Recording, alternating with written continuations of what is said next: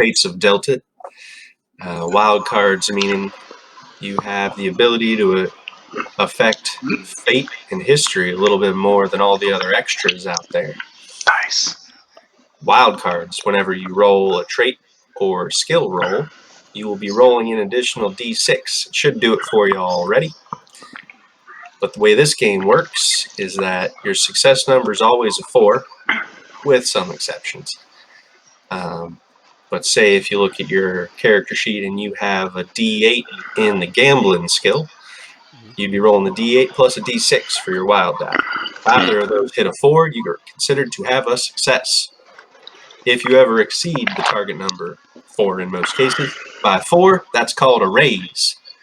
How in the world would you ever exceed a 4 by 4 if you're only rolling a d6, Andy, you may ask? Well, if you roll the highest number on any die, you explode it. This is called an ace. And you add the results together to get the biggest number. Now, you only keep the higher number of either your wild die or your normal trait roll die. All of this is going to be taken care of in the background, but that's what's happening, should you wonder. Aces are like getting a raise is like a critical, usually better things happen for you. Well, tarnation, I'm out of brandy.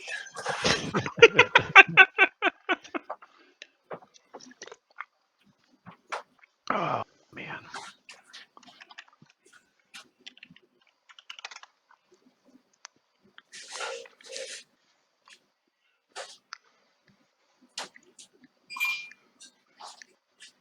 So I have a knife and it's a D4, but it says -2. So is it like possible to actually succeed? There's no way I could get a 4. I think isn't it offset by your? I don't know. Ask the marshal. You can still succeed. So the untrained, any skill that's not on your list, you're going to have lots of them not on your list. In your case, I don't even think you have fighting on your list, which means that to throw a punch, you're rolling a d4 -2 plus your wild die, which is a d6 -2. So you could technically roll a 6 on your wild die and get it. So you have a chance. About a quarter. About a 25% chance just from the... And plus, you can always ace on your d4. Because you can still ace even if you're untrained. But yeah, another difference in this system, you don't roll an attribute plus a skill. Your skills are kind of throttled by the linking attribute, but otherwise they don't care about your attributes at all. In the case of like shooting's limited by your agility somewhat. It basically costs a certain number of points to buy shooting up to your ability score, or your agility score, I should say. If you want to buy it past your agility, it costs double. So usually having a linked attribute that is matches the skills you want is usually a good thing as far as character creation goes. But as I said, all of your characters are pretty well rounded. I don't think anyone has skills higher than a D8 right now. The Blessed and the Huckster, I was saying, Abe, are both spellcasting, but I took away the spellcasting edges. You don't deserve those edges. That's rude. That's right. You're the one. You are the one. I want to make sure I gave you everything that way. Because I did Blessed first, and I think I might have forgotten something. Oh, wow. I see how it is. Rude. Class.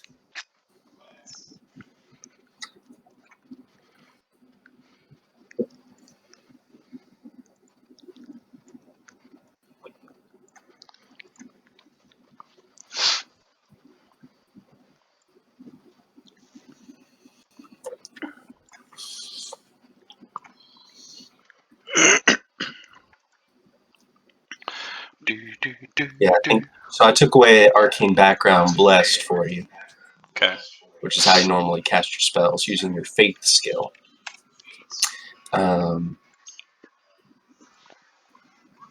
Okay, so I do need to add an edge for you. So I took away... These characters all started with 4 advances, and I took away 2 of each of those advances. But I accidentally took away 3 advances for you, Abe, because I took away your arcane background as well, which counts as an advance. Rude. Rude. Bolster. Rude. So you're getting the bolster edge. Andy, do you need any music? Yeah. Hit me. I'll hook you up.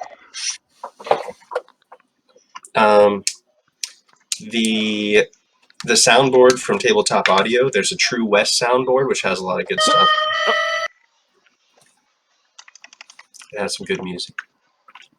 It's harmonica from Once Upon a Time in the West. True West. West. Jim West. Desperado. Yeah, we should play that. Wow, wow, West. Yep.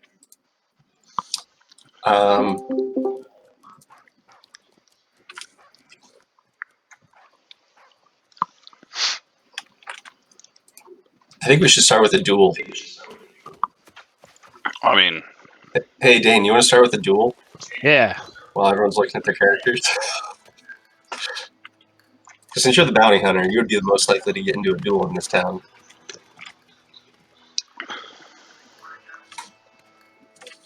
Phantom. Phantom Menace. Morgan. Morgan's the last name. Phantom Menace Morgan. Preacher. I think everyone should find portraits of Clint Eastwood. Just in different roles. I got a hickory stick? I want to beat someone with a hickory stick. You definitely have a hickory stick.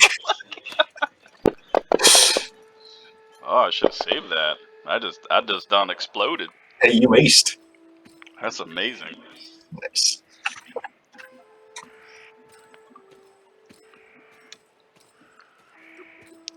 That's some good damage too. You aced on your damage too. Boom.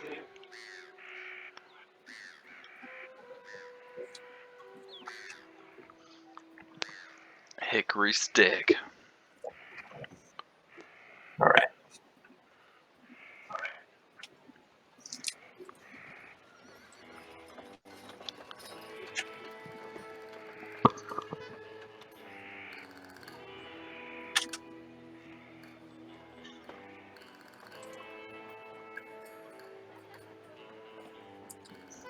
Andy, should I have any powers? Because I have no powers. You have no powers. You don't have the arcane background yet. Oh, okay. It's cool. It's cool. I didn't want any anyways. It's fine. Well, I kept everything so that you guys should have all the prerequisites next time we get an advance.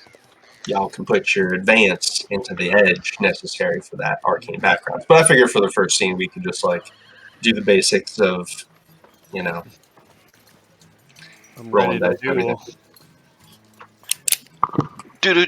Duel. All right. The sun is setting over the town of Avery's Bluff. That's a good town name. I like that. Town's quiet. The word's already spread that a bounty hunter in town has laid claim on the life of one Phantom. Slippery Pete. Slippery Pete, a Right. new guy in town. Not very well liked. Wasn't hard for the bounty hunter Phantom Morgan to track him down at the local saloon, the Rusty Lantern. Stakes were set. Showdown at dusk. And that's where we find ourselves, on the street. Now you see, even to one bloodthirsty son of a gun like Phantom Morgan, duels, they're a sacred ritual here out in the West. I just don't know how to do this in Fantasy Rounds. Figure it out. Doing it live. Give it a laugh. First. All right. Show cards. No bennies. Shaking. Huh.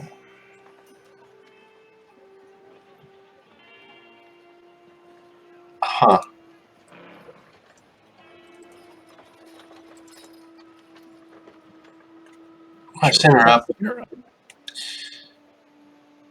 So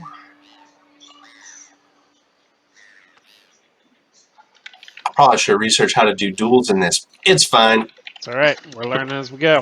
Mm-hmm. You have a deck of cards handy? Oh, I don't, but I could get one. Yeah, we're gonna need that. So normally I would be dealing cards. That's the thing, is I'm not sure how to deal cards in this.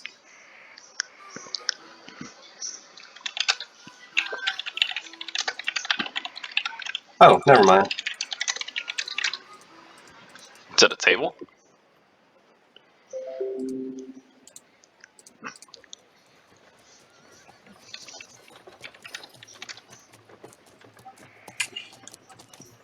No, it's actually under the combat tracker.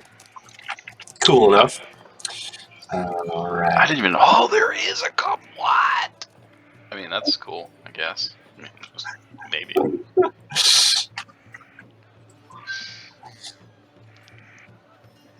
Let's see.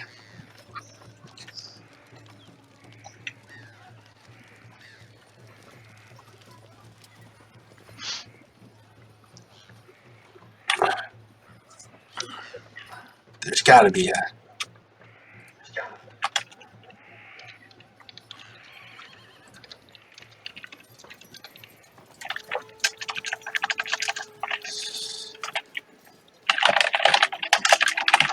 All right, Slippery Pete.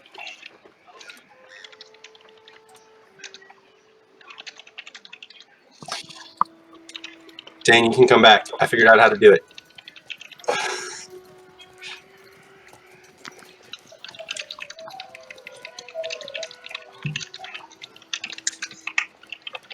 Oh, this is more of a flavor thing for those of you who are going to be shooting, especially with revolvers. Single action and double action. I actually figured it out, Dane. Single action revolvers means the trigger doesn't pull back the hammer, which means you got to manually pull back the hammer. Did you draw a card? Yeah, I got an old, You got the Joker. cool deck of cards. Look at the back of this. Nice. Nice. Yep. Love it. Love it. All right, but you figured out how to do it in the game, huh? I figured it out. Okay. So you can open up your combat track because we're going to do it there. So a duel is conducted in 3 rounds. First 2 rounds being trying to gain an advantage on your opponent, maybe trying to intimidate them or shake them a little bit, imposing some kind of distracted or vulnerable conditions, some may say. You have 2 rounds of that, and depending on how well you do, you might be drawing some extra whole cards for your initiative pass in the 3rd round. See, that's when the bullets fly, my friend. But here we are. Two men squaring off in the street, Slippery Pete and Preacher. There they are. I just opened up Slippery Pete. So let's see.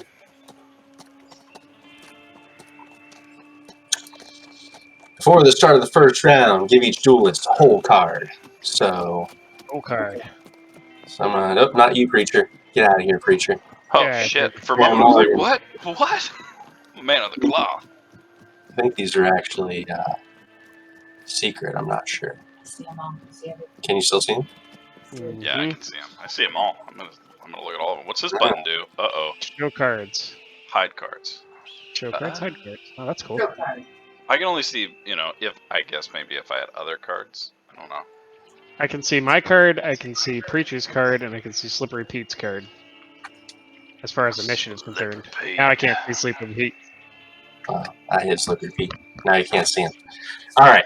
So Slippery Pete standing across from you. Slippery Pete, you now know You already knew, based on his bounty. Yep. Give him the name Slippery because he sweats all the time. And Gross. he's slippery like an eel, too. You're the first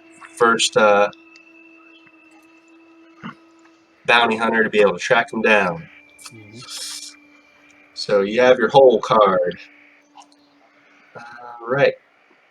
So going into the first one, you can perform most actions, except an actual attack, unless you're a low-down scoundrel and you want word getting around that you're going to shoot without obeying the ritual. So what would you like to do the first round? I'm gonna You can just tell me. intimidate him. You want to intimidate him? All right. Yeah. Go ahead. You're going to roll your intimidation skill. And describe to me how you're intimidating him. Oh, All right. that was a good roll. I'm gonna say, end of the line, Pete. That's all I say, and I stare him down. The cold, steely voice of Phantom Morgan. So, because you got a raise, you succeeded with, actually, it would be a double raise. Nice. Because you would have beaten him by, 2 raises. But, so you can either give him the distracted or the vulnerable condition. Distracted means he's going to have -2 on everything. Vulnerable means you get +2 on everything. I'm gonna give him vulnerable. All right. Slippery Pete. Slippery Pete. He automatically shifts a little bit. And you know he's going to be a little bit off kilter in the coming showdown. Slippery Pete says, "I've taken down meaner cusses than you before," and he's going to try his own intimidation roll. He's got no intimidation.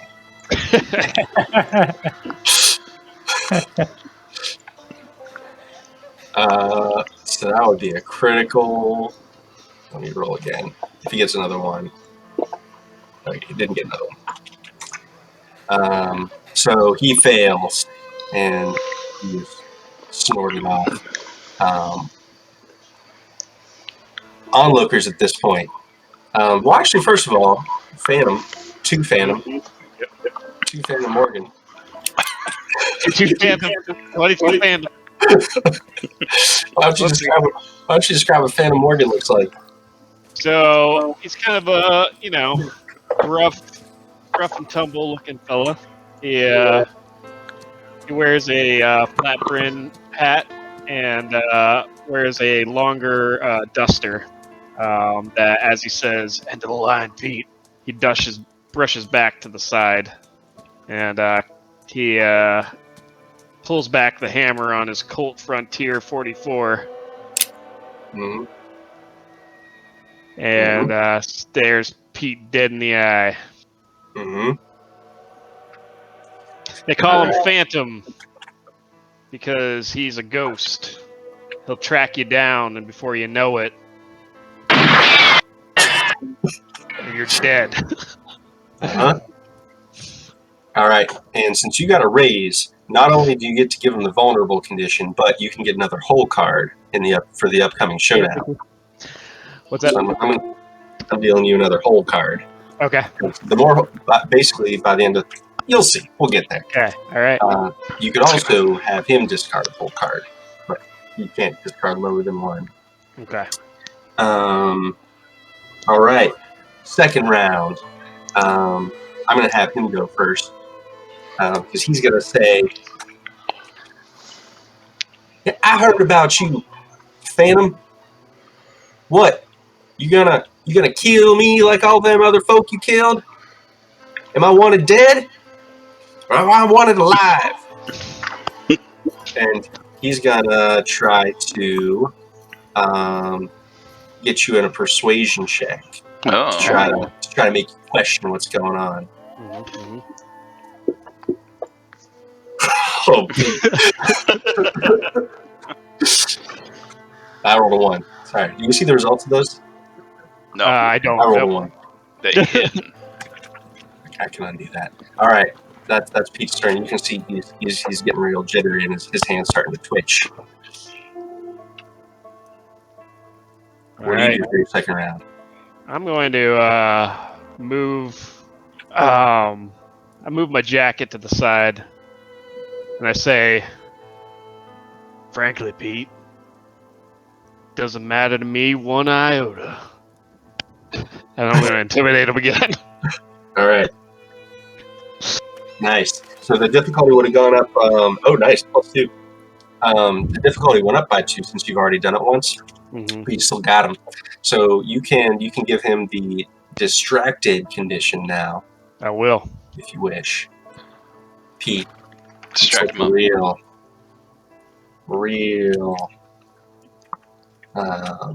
Scared. I bet he's getting real sweaty. Uh-huh. Mm-hmm.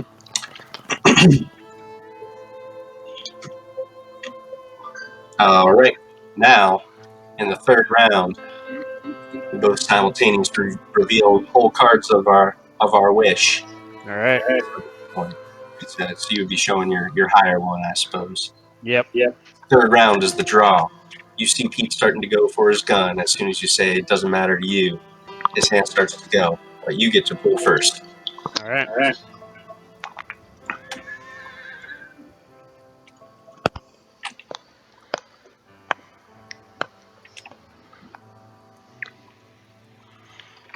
Mm.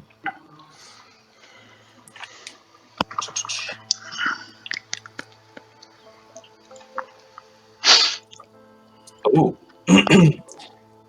If the attacker has one or more additional whole cards higher than his foe's action card, he adds a single D6 bonus. So since you have one extra whole card, Yep. you're going to get a extra D6 to your damage Oh, Okay. on your shit. first shot because your second whole card is bigger than his highest whole card. So what do you want to do for your round, Phantom? I want to shoot him. Roll your shooting. I want to shoot All you. right. Difficulty of 4. Is it this one? Yes. Oh! It's a good roll. Well, that's your damage. That is Great. good. That is really good. So roll your shooting I have to roll? skill. Oh, that was the damage. Okay, You I'm can sorry. keep that. You can keep that damage. Shooting skill. Go ahead and Okay. roll your shooting skill. I see it. Take That'll that. do it. Do I get to roll? Where do I get to roll the extra D6? Go ahead and pull an extra D6 down from the bottom. We'll just add it in. Oh, We'll re-roll that. That's going to Oh yeah, I explode too. will. Kaboom! Man, you're getting a good damage. All right, so another 8 damage. You got 29 damage. So Pete's toughness is 6. So you got 1. How many raises is that over 6? It's a lot. That's a lot. 28. 3 raises over 6. Yep. So meeting the number shakes them. Every raise is a wound over that, and people generally only have 3 wounds. So how do you do it? So We were playing for When 3 I minutes see- and Gaten murdered someone. too. When I see Pete, lift his gun, he gets real shaky and lifts it and points it at me, and the camera zooms in on his face as he has this look of triumph on his face as he shoots, but the shot didn't come from his gun. The shot came from Phantom's gun. Pete looks down his chest to see blood slowly bloom on his chest as he falls forward on his knees, then falls flat on his face. Oh, I thought it was alive. And goes down to his knees and falls on his face in the middle of the dusty street. As Phantom walks up towards his bounty, the camera's going to pan up to start scanning around the onlookers at the neighboring buildings and saloons. If anyone wants to describe their characters and where you might be in the moment. Yeah, I'll go. Preacher's leaning against one of the outside posts of the local saloon, just kind of watching. In one hand, he holds a really dusty Bible. The other, he's got like the Bible in his armpit, and he's lighting a cigar as the bullet like rings out, and he's like, "Oh shit!" And then he just like drops it, and then just starts walking over. All right. Camera continues to go around the crowd. Phoebe's at the bar. She's got 3 empty shot glasses upside down in front of her. Mhm. And then the bartender's pouring her a 4th shot as she gets all of the latest gossip about what's happening in town. Mm-hmm. She's questioning the bartender. She's a very small, elderly woman. She has like a long silver braid over her shoulder and very like dusty travel leathers and a big pack like sitting at the base of her bar stool. And she's packing. She's packing. What's she packing? She's packing heat. Heat. The hottest of heat. The hottest of heat. Hot spicy heat. Hot spicy heat. Nice. And if anyone is like from around here, I'm sure they've seen her before. She doesn't live here, but she has been through town many a time. Mm-hmm. She is fairly well known in the area as a scout. Old Phoebe. Old Phoebe. Phoebe Bridges. She's real old. Mm-hmm. All right. So you are in your Rusty Lantern Saloon. It's a pretty popular watering hole here in Avery's Bluff. All right. How about Honest Jim? So Jim, he's kind of got his hat.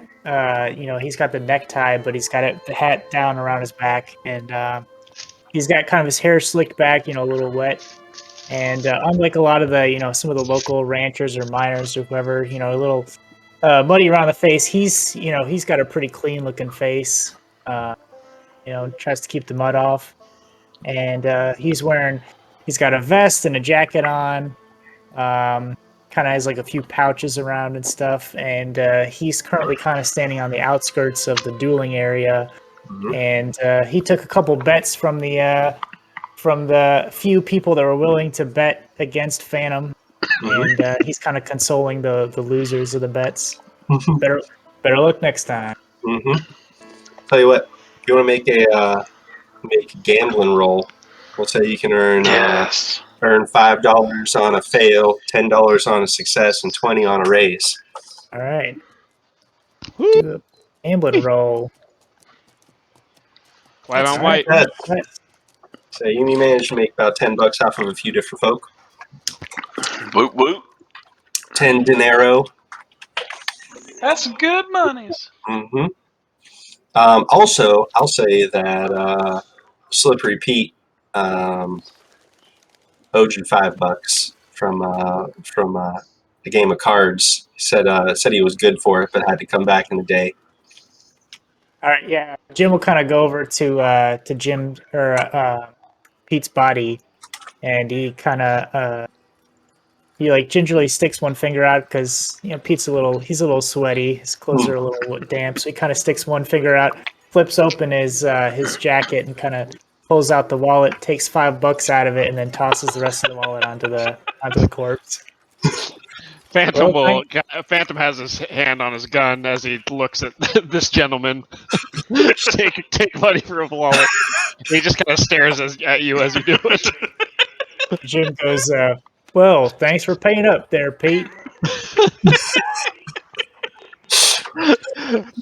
I'll go over and just kind of tow the corpse, make sure he's dead. Dead. Yep. Body rolls over onto its back.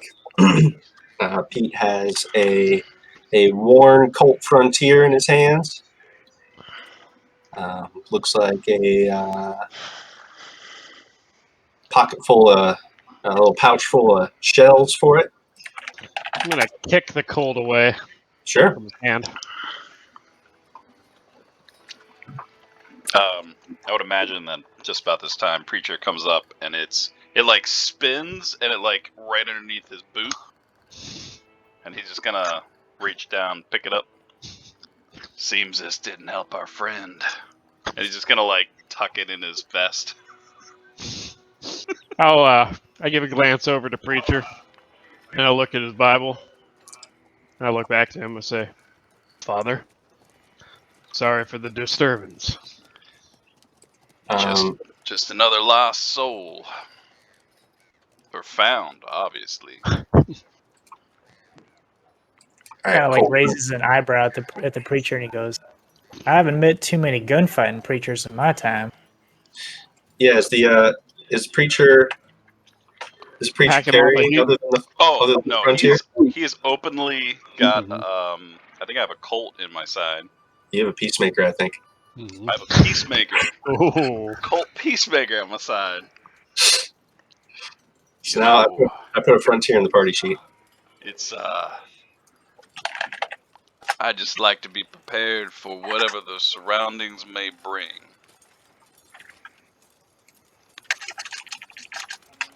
And then I'm gonna kind of like look towards Phantom, Mhm.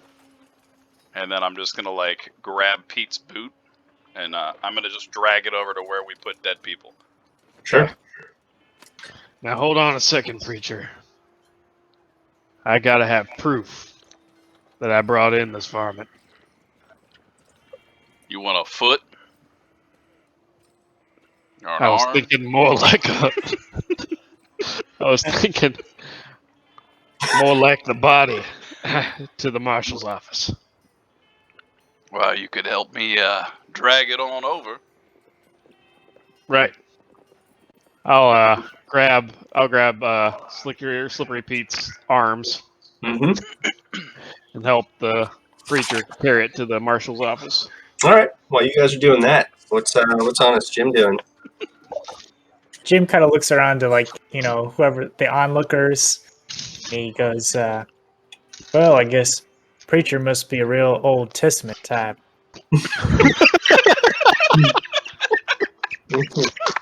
Uh, there's a gentleman there in a bowler with this kind of reddish brown mustache and kind of business suit, stocky looking guy. Says, "Ain't no other way to be, as far as I'm concerned." And he kind of straightens out his jacket a little bit. Him and a few people, a few individuals. About how many of them are there? 4 of them. All saunter over to the saloon. You recognize them as Buster Brannigan. No, yeah, Buster Brannigan, who works for the Donovan Mining Company in this area. It's the biggest company. And then he always walks around with these goons, 4 or 5 of them. Right now there are 4. But he's kind of an enforcer for the mining company. You're not really sure what else he does other than bust heads, because you've basically just seen him bust heads a couple times. So then Jim kind of goes to nobody in particular. He's like, "Well, all this excitement's got me a little, excited. Who's up for some cards?" He heads into the saloon. All right. You see a wary gazes your way. Your well ain't completely dry here yet, Jim, but people are starting to get a nose for what you're capable of. This isn't the first time you've run a town dry.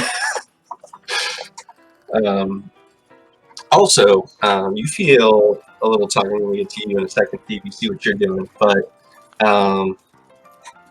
you, as you're saying, who's up for a game of cards?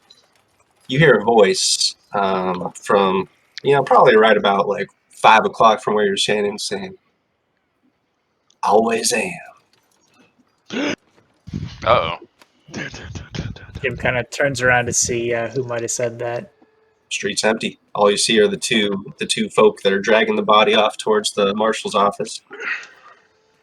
Who you been playing cards with, Jim?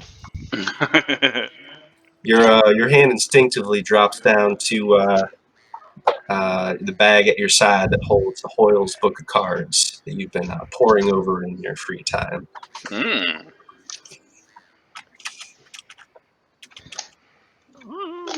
Good game. Hoyle's book of games. Yeah, so Jim will just kind of head into the saloon and hit up whoever's willing for game cards. Sure. Phoebe, after all, Well, what babe. is Phoebe doing with all this commotion? She is. She's not watching the duel. She's not interested in watching the duel. But she'll ask as people are coming in what the outcome was, and if Slippery Jim finally bit it. Slippery Pete. Slippery Pete, yeah. Honest Jim. Oh, Honest Jim, yeah. Sorry, Slippery Pete finally bit it. She'll kind of shake her head and then take another shot for Slippery Pete. Nice. Yep. Yeah, you see folks in general are seem to be pretty like not surprised that everyone had a little bit of fear in their hearts over the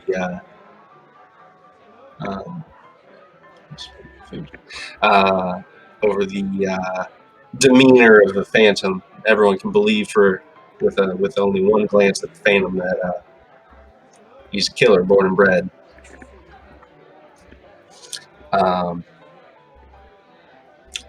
But yeah, you have your usuals, people coming around. Every once in a while, you get a youngin from the town comes up to hear some stories from old Phoebe.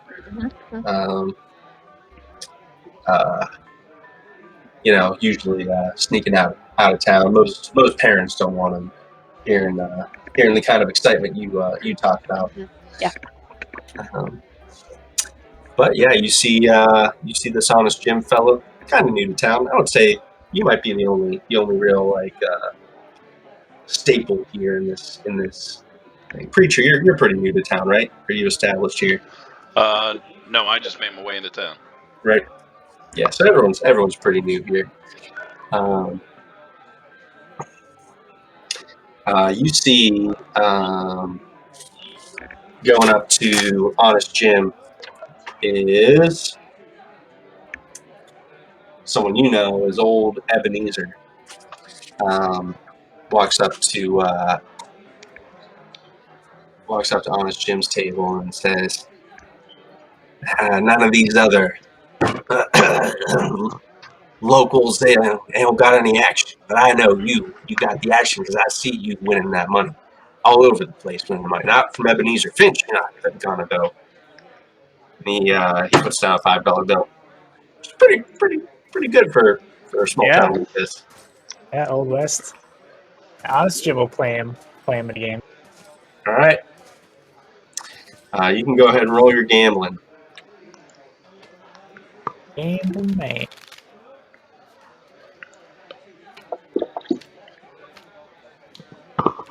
Oh, that's a lot. Oh yeah, that was good. I saw those extra dice popping out. So you play you start playing a few rounds with Finch, and it's pretty easy to tell to everyone but Ebenezer Finch that you start playing him like a fiddle, losing a couple hands to him, winning the big ones, playing it smooth, playing it well. And after a while, we'll kind of catch up with this. But after a while, you're sitting on a pile of about $25, as well as a silver pocket watch, couple other pieces of shiny jewelry. Well, it looks like it might be a wedding band. Oh man, like A wedding band, a necklace. poor old Ebenezer. Poor Ebenezer. He didn't know what he was getting into. He's playing. But with that kind of roll, I mean, you got like a triple raise on him. So I'm going to say that you're able to play it smooth enough that he doesn't back off after you win a couple big hands. You milk him a little bit, just enough to show him that he can win, but you know he can't. So yeah, I'm going to say after probably I don't know, like half an hour or so, you're going to be sitting on a pile of shiny loot. While I'm typing that up in the party sheet, what we won here, we got the other two dragging off a body toward. Unless you haven't done much, Rachel, that you want to interact with any of this in any way. I don't think so. She's just watching. Mm-hmm. So pocket watch. I don't want no trouble now, you hear? great.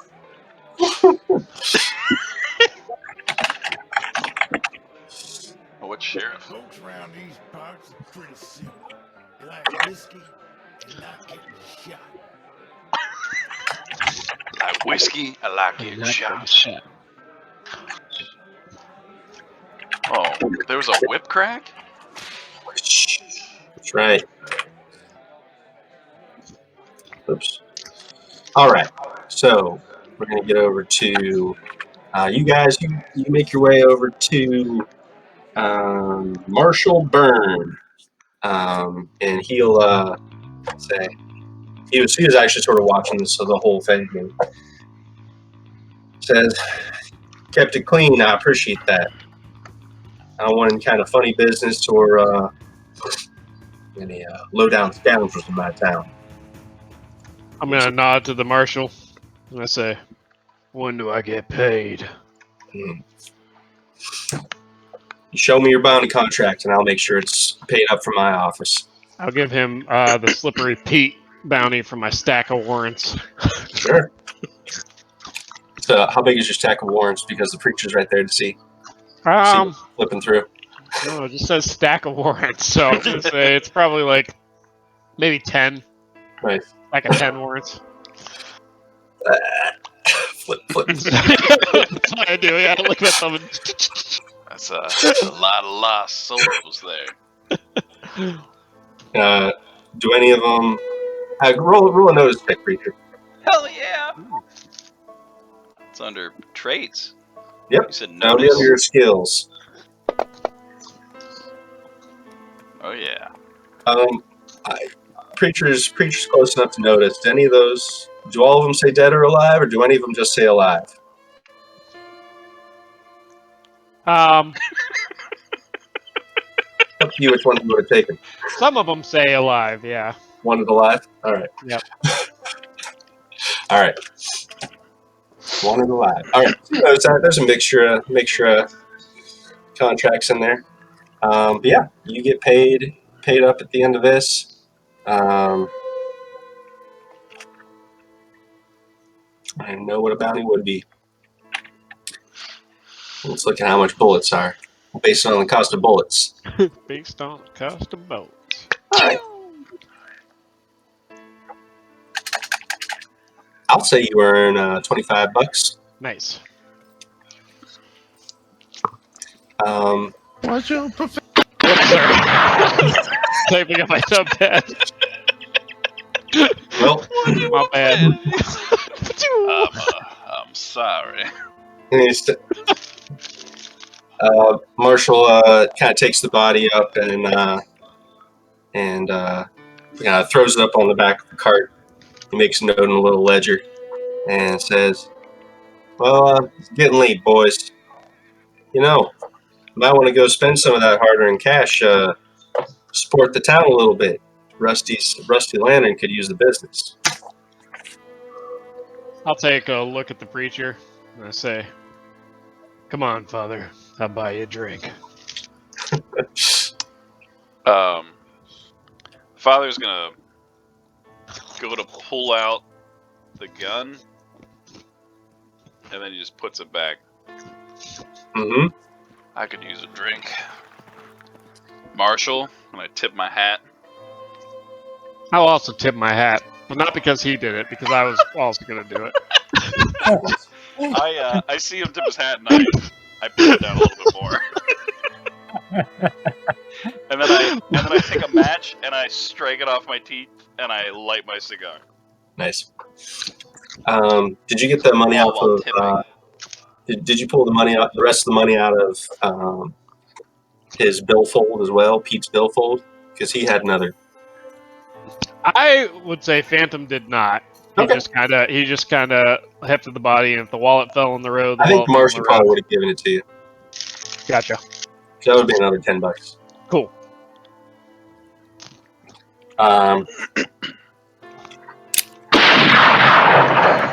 Sorry, keep forgetting. So I used a bullet, right? A bullet. Oh, and so the way I did bullets is down in your inventory. I put it as a currency. I saw. because otherwise you Oh, like one ammunition in the game to buy one ammunition is actually 50 bullets. But there's Oh, no that's okay. track bullets, so I figure you could just track them down below. That's smart.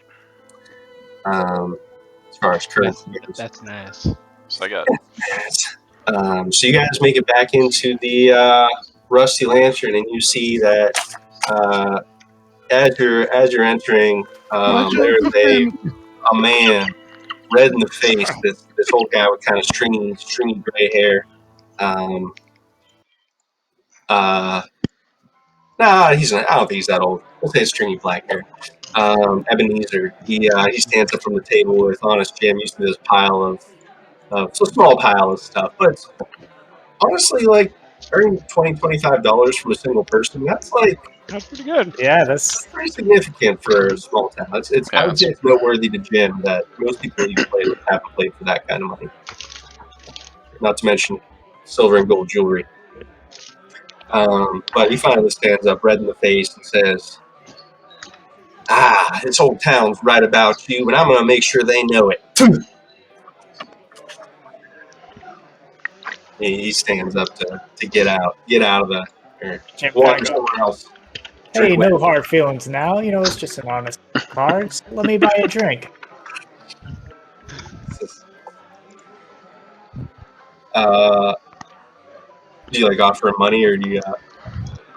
No, he'll kind of like wave over to the bartender and say, "Barkeep, give this man whatever he wants, as much as he wants." He'll slip the bartender he'll slip the bartender like $5, I guess. Sure. Yeah. So Pete, or not Pete. Ebenezer grabs a bottle of whiskey and just slides down to one end of the bar. All right, Phoebe, what are you doing at this point? What do I know about Ebenezer? Ebenezer's been he's a miner, so he generally works out of the mine.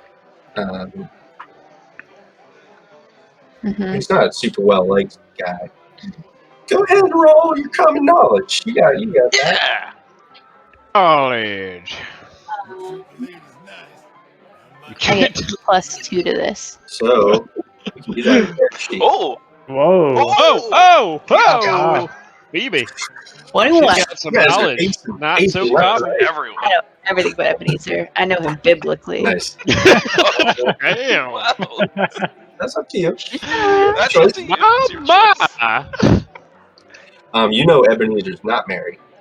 Okay. You also know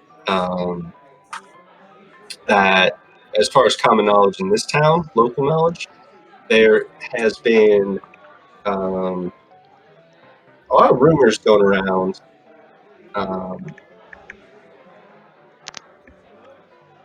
This is actually a pretty new town. You know this is like a boom town, so you've been in this area for a while.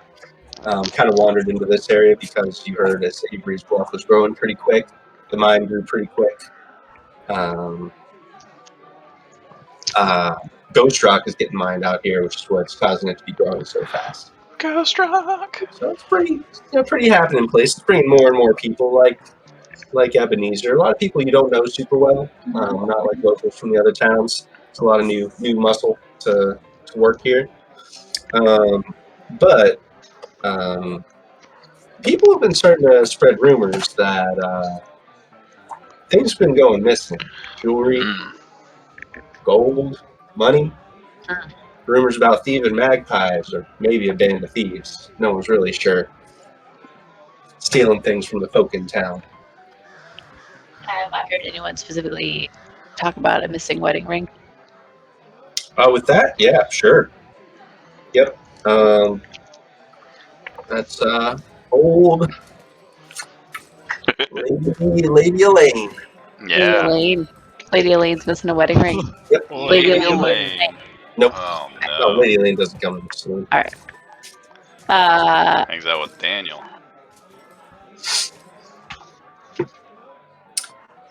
Oh, Andy, are we in California? No.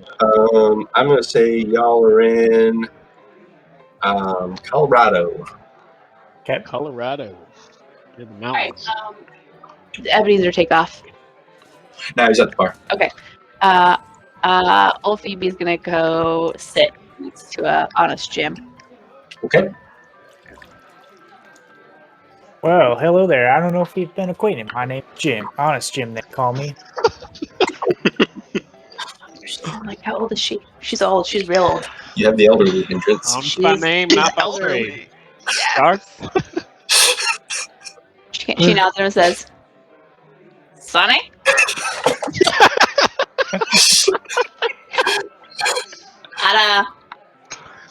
I'd offer to buy you a drink, but you've been raking it in. You should buy me one instead. Jim kind of She winks at him. Jim kind of motions over to the barkeep. He's like, of course, anything for we gotta respect the older generations. Hey, watch your mouth, Sonny. Oh, of course, no need to offend. That's my fault. Could I interest you in a game of cards? You're freaking out. Oh, not with you, Sonny. Listen, Phoebe Bridges, old Phoebe. You look like a decent, God-fearing sort of a young man. Am I right? Of course I am. Like I said, my name's Honest Jim. I don't get into no trouble at all. Yeah, I've been around long enough to know names don't mean shit. Listen. I see you won some jewelry from Ebenezer. Fair and square. Oh, of course, yeah. But I don't know that old Ebenezer came across it fair and square. So as a personal favor, I would ask you to please hand over to me that wedding ring I saw him lose to you. It has a lot of sentimental value to the person it does belong to. Now, listen here. I'm an honest man. I said as much. And, of course, I don't have any reason to distrust you, but we aren't exactly acquainted with each other. And I know there are some unscrupulous folks running around. Not saying that you are, of course. Of course not. But how do I know that this wedding ring wasn't honestly belonging to my friend Ebenezer over there? Did you smell him while he was here playing cards at your table? I don't tend to smell other people. I bet Not a hobby of based mine. on my time with Ebenezer that you did in fact smell him. And that smell should tell you that ain't no woman climbing in bed with that man. Well, he certainly seemed to have enough money on him. I mean, Well, I don't think that he came by that honestly either, but that's neither here nor there. Tell you what. I will do you the favor of playing a game of cards with you.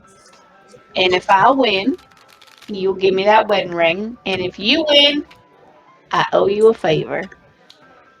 no favor. Well, you know what? You seem like you might be a right resourceful type. Sure, I'll take that bet.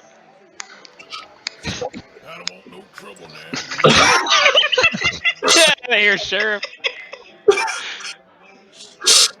Alright, she's gonna play cards with him. Yeah. Oh, man. I'm You guys feeling need good to about this. you can either make straight gambling rolls if you're trying to do something tricksy. Let me know. We'll figure out how that works. I think you guys should actually play cards. She is not gonna. I would like to use my notice skill, and I would just like to try to unnerve him a little bit by pointing out all the things I see him doing, like the things like, oh, I see, like just like pointing out all of his like tactics and tricks to like make me feel comfortable or make me feel on edge. Like I feel like she does it real nonchalantly, though. Oh, yeah. Friend, though. Oh, so you want me to raise this bid? I see. Okay. Yep. Oh, you're bidding awfully low on this hand. I wonder. What kind of skill are you hoping to use? I would like to notice, just to, like pick up on what he's doing. Mm-hmm. And then just comment on it,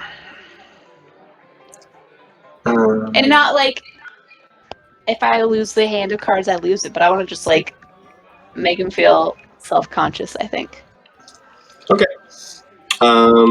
So why don't you roll? And this is not going to be opposed. This is an opposed test. So you're testing against him. So if you're testing with notice, I think notice is linked to smarts. So you'll be rolling your smarts to defend against this. Okay. And whoever rolls the higher is gonna. So if you, Just double click the attribute, smarts attribute. yep. How do I get bennies? I started y'all out with one. Y'all got a penny. I got a Benny! Bang. Oh, it was almost Oh. there. Yeah, that was crap. So I mean, Oh, Oh, it's a tie. nice. So I would like Reroll. go have in case of a tie. You I'm gonna say defender wins because Okay. I don't actually know, but I think Then I would defender like wins is a good rule. I want to spend my Benny to reroll. Sure. Whoa, spend that cash money. it out. So I'm gonna say Chris doesn't reroll, right? I just get to reroll, Right. and I get a plus Benny. 2 to this. Damn. All right. So you can give him a distracted condition, which means he is -2 on his next roll, That could be clutch. or vulnerable, which means you have +2 on rolls against him. No, I'll That give him could be clutch. distracted. All right. So I'm going to say that takes a round. I'm going to give you an equal round there, Yeah, honest I Jim. just want to put him on this game a You little. trying to do anything sociable to try to throw her off her game, Let's see. or are you trying to do anything tricksy to try to game yourself? in the game? Charm her pants off there, Jim. I'm going to say you can also use the support action for yourself, like a self-support, by trying to do something tricksy if you're trying to like slip cards or anything. Not that you have Okay. any cards to slip. Right. Yeah, of course. No, Jim's not gonna. He's not gonna try to like slip cards in, but his basic tactic is to kind of like shuffle in such a way as that he kind of knows what cards are going to be dealt to who. Mhm. And so that's kind of like his standard tactic. But I guess no, for this, I'll try to persuade. I'll do a persuasion, I guess, skill. All right. And so as you know, Phoebe is kind of like pointing out what he's doing. Jim's kind of like, you know, complimenting her back, saying, "Well, you certainly got a keen eye for this. I don't often meet too many people who have quite such a high awareness of just the general environment. You know, It's make you nervous. I'm He's paying gonna- attention to what you're doing. no, of course not. It's a sign of respect. I got some respect for you." He's All gonna right. try to charm her a little bit with his persuasion. You can roll your persuasion. I think persuasion is linked up to. Say spirit. It is spirit. Haha. Spirit. You'll get to roll your spirit versus the persuasion roll. He's at a -2. I would say that Oh, probably hasn't stop happened yet. Ooh, it doesn't matter. Unless you want to spend your Benny. No, that's okay. All right. Just laughs at him. If I were, oh, Sonny, if I were 15 years younger. All right. So on this gambling roll, you can both make opposed gambling rolls, but you're giving yourself a -2 modifier there, honest Jim. Okay. Is there any way I can do that up So down front? the bottom Just on the left modifier corner, thing. modifier Yeah. box. Yeah. Minus So 2. you spend your Benny too. How do I? Where is It's it? Just up at the top of your character sheet. There's a little Benny. okay. Got it. Yeah, I don't have gambling, so I just roll my unskilled. You're rolling your unskilled. Ooh, ooh, ooh. Oh boy. Oh, Whoa. got ourselves a tie again. Yep. I would say in this I don't know if case there's. you can. Yeah, I don't know if there's a defender in this situation. Why don't you both just roll a d20? Let's do it. Everybody wins. Tiebreaker. Oh, I can't double click. Split the pot.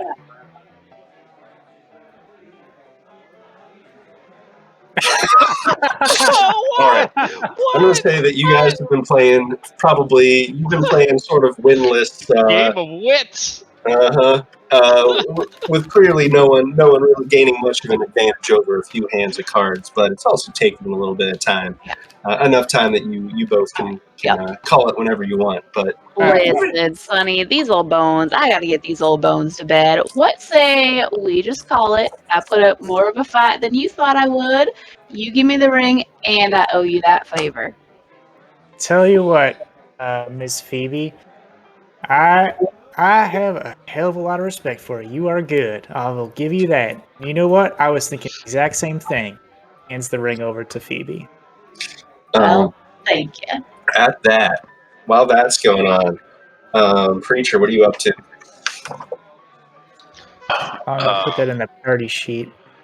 Well, Phantom said he was buying me a drink, so Yeah, I I'm step still up walking to the with Phantom. bar and I lean on the bar and I go like this to the bartender and I go, Mhm.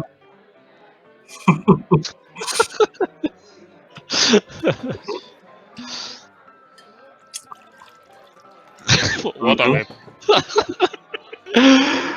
I'll throw it back and say, "So, what's a preacher doing out in old Ghost Rock country?" I go where the flock leads me, and I try to get comfortable, and I pull the Bible out of its like kind of holster, and I like put it on the table. There's like a bullet hole. It's all warm, but there's a bullet hole in the center of it. Seems to do me well.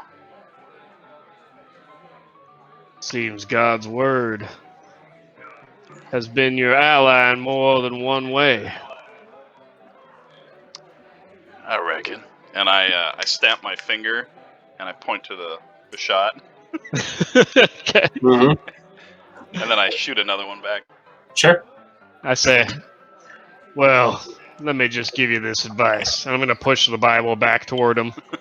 It's not much use for that here.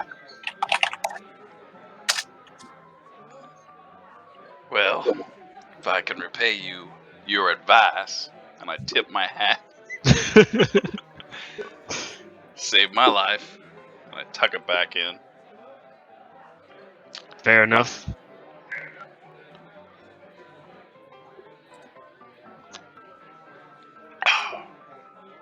How long you been in this town?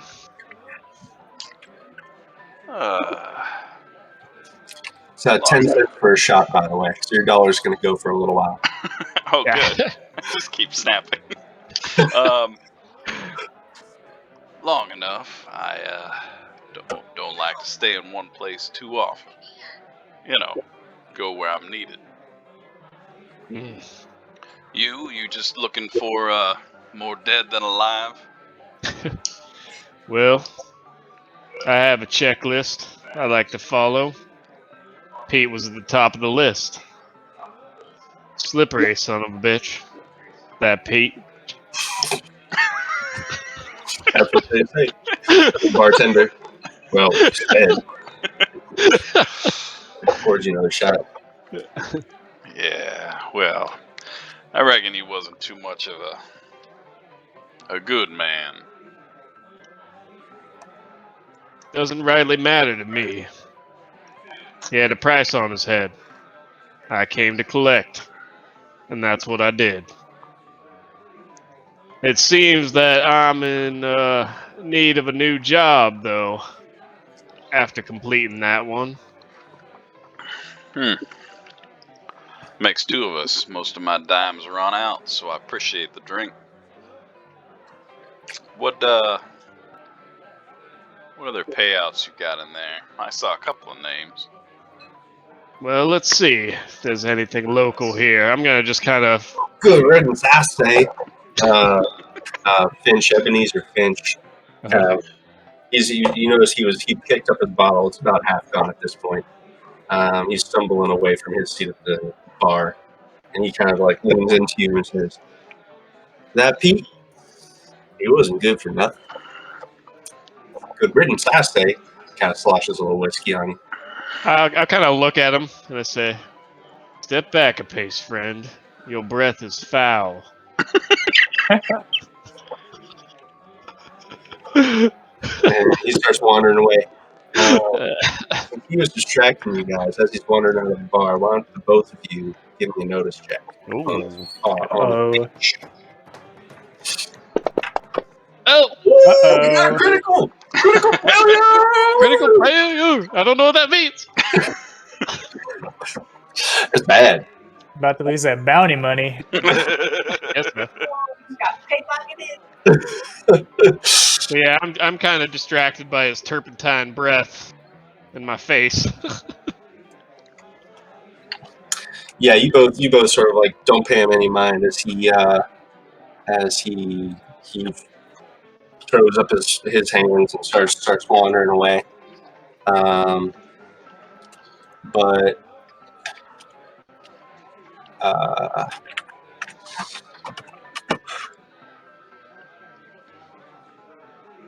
Guns. I'll say Toast. you turn back to the bar. I'll say at this point, your dollar's just about gone. I'm gonna flip through my warrants. Seems like there's nothing local. So Grab. you reach down for your warrants? Yeah. Yeah, they're not there. Oh no! Okay. Oh, I'll rifle through my bag, just kind of panically for a second, and then I'll look up and quickly look around for Ebenezer. So you turn around into the bar and you see Buster Brannigan is in the middle of the bar. You hear a "Hey!" and as you're turning around, you hear this. You see Buster Brannigan is holding both arms of Ebenezer Finch.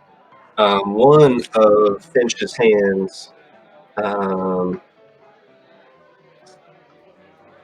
is holding a gold pocket watch, oh, and the other one's holding a handful of papers and a billfold. You recognize Phantom. Mm-hmm. Um, Sit yourself down. and Best to do that somewhere else. and Buster's saying, "You think you can just walk by my table and pick up my watch right in front of my eyes? Think I'm not going to see that? What do you take me for?" And you see him just starts like twisting Finch's arms backwards, where Finch just lets out a yell of pain and goes to kick him right in the junk. Oh! At that, there's a whoop as you see a few people as Buster yells in pain and starts shaking Finch, and just pieces of jewelry and bills and gold and silver start like falling out of this guy's pockets and jacket and start rattling all over the floor. The saloon goes into chaos. Or there's a moment of silence where all the eyes like turn towards all these like ding ding ding ding ding ding ding. And then all at once, everyone in the bar just gets up, and some people start diving for the money. It's chaos all of a sudden. We're gonna roll some initiative. oh Right. shit! Good. Draw some initiatives. Yeah, let me pull up the encounter here. 1 second. Draw. Draw. Actually, we don't roll initiatives. We draw our initiatives. That's right. Let's see. I should probably have the sidebar for GMing over here, not for character creation. That would be good. That's the one. Encounters.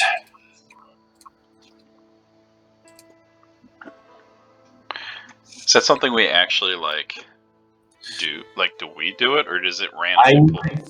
I think I will reveal. Draw. Yeah, I clicked to deal cards. It looks like. Let me add in some NPCs. The Rusty Lantern bar fight. That's us. I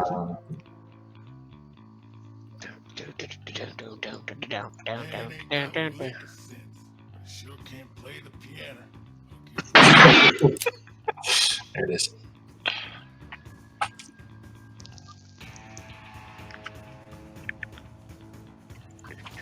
How do we get more bennies?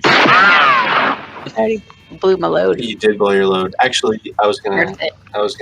hand out some bennies for stuff that's been going on. Everyone starts the session with one. But hey, they're fun. Is that the little home scream?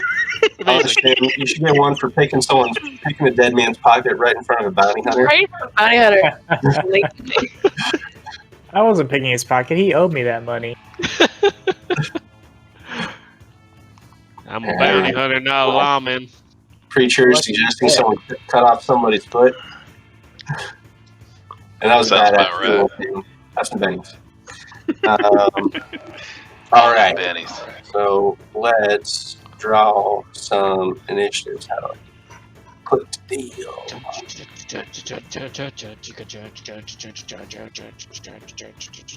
Ooh, honest Jim. Drawing high. That's right.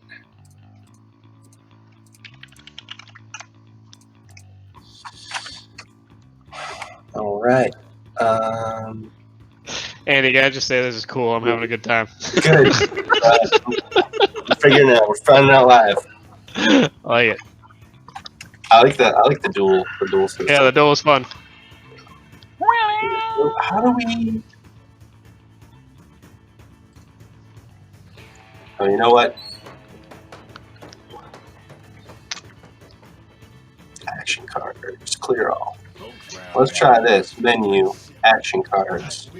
Deal to all. There we go. Getting shit. There we go. It automatically orders them.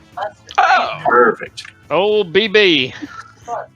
So there's some special rules for. Yeah, there's a lot of townsfolk in here, and there should be more gunmen too. For some reason, it didn't give me any more. I'll add some more. Where's Ebenezer? I didn't add him. He's going to be one of the townsfolk, though. Those damn townsfolk. I'll make him number one. No.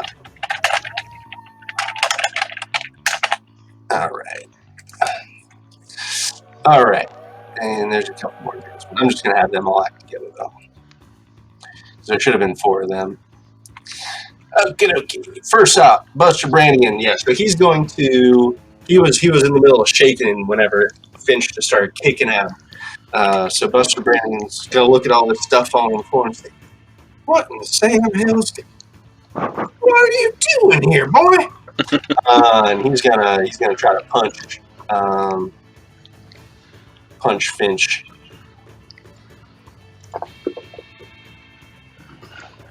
Gets him.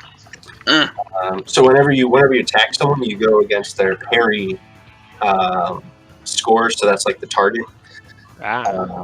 So like he had a parry of 4, so he hits him. So he's going to deal punch damage unarmed. And this is, you want to roll higher than their toughness. The toughness is the threshold for whatever you're dealing damage. Okay. So 5. Hit. Wait, that was fighting unarmed, but did I not roll damage? Okay, 6. There it is. So now I just roll my damage. Yes, this guy. So he's unarmed. Apply. Okay, I'm figuring it out. It pops up little buttons for me. We're doing it. Yeah. So he lets Finch go, and he just reels back and tries to punch him. And he connects, but Finch kind of rolls out of the way and tumbles. And he starts like scrambling and trying to get some of this gold and silver gathered back up. Next up is gonna be one of the gunmen. He holds up and he just tries to kick at Finch. Get up! You ain't answered for what you done yet. He misses. Finch Try to kick Finch. scrambles out of the way. Honest Jim. There's chaos erupting in this, but also opportunity for For an honest fellow like yourself. That's right. Yeah, Honest Jim, he's gonna he kind of yells out, "Yeah, stop there, you scum!" And he's gonna kind of run over and in the kind of the confusion, he's gonna take a wide swing at Ebenezer, but then kind of intentionally miss and then duck down, and he's gonna try to do a stealth roll and grab some of the loot. Go ahead and roll yourself.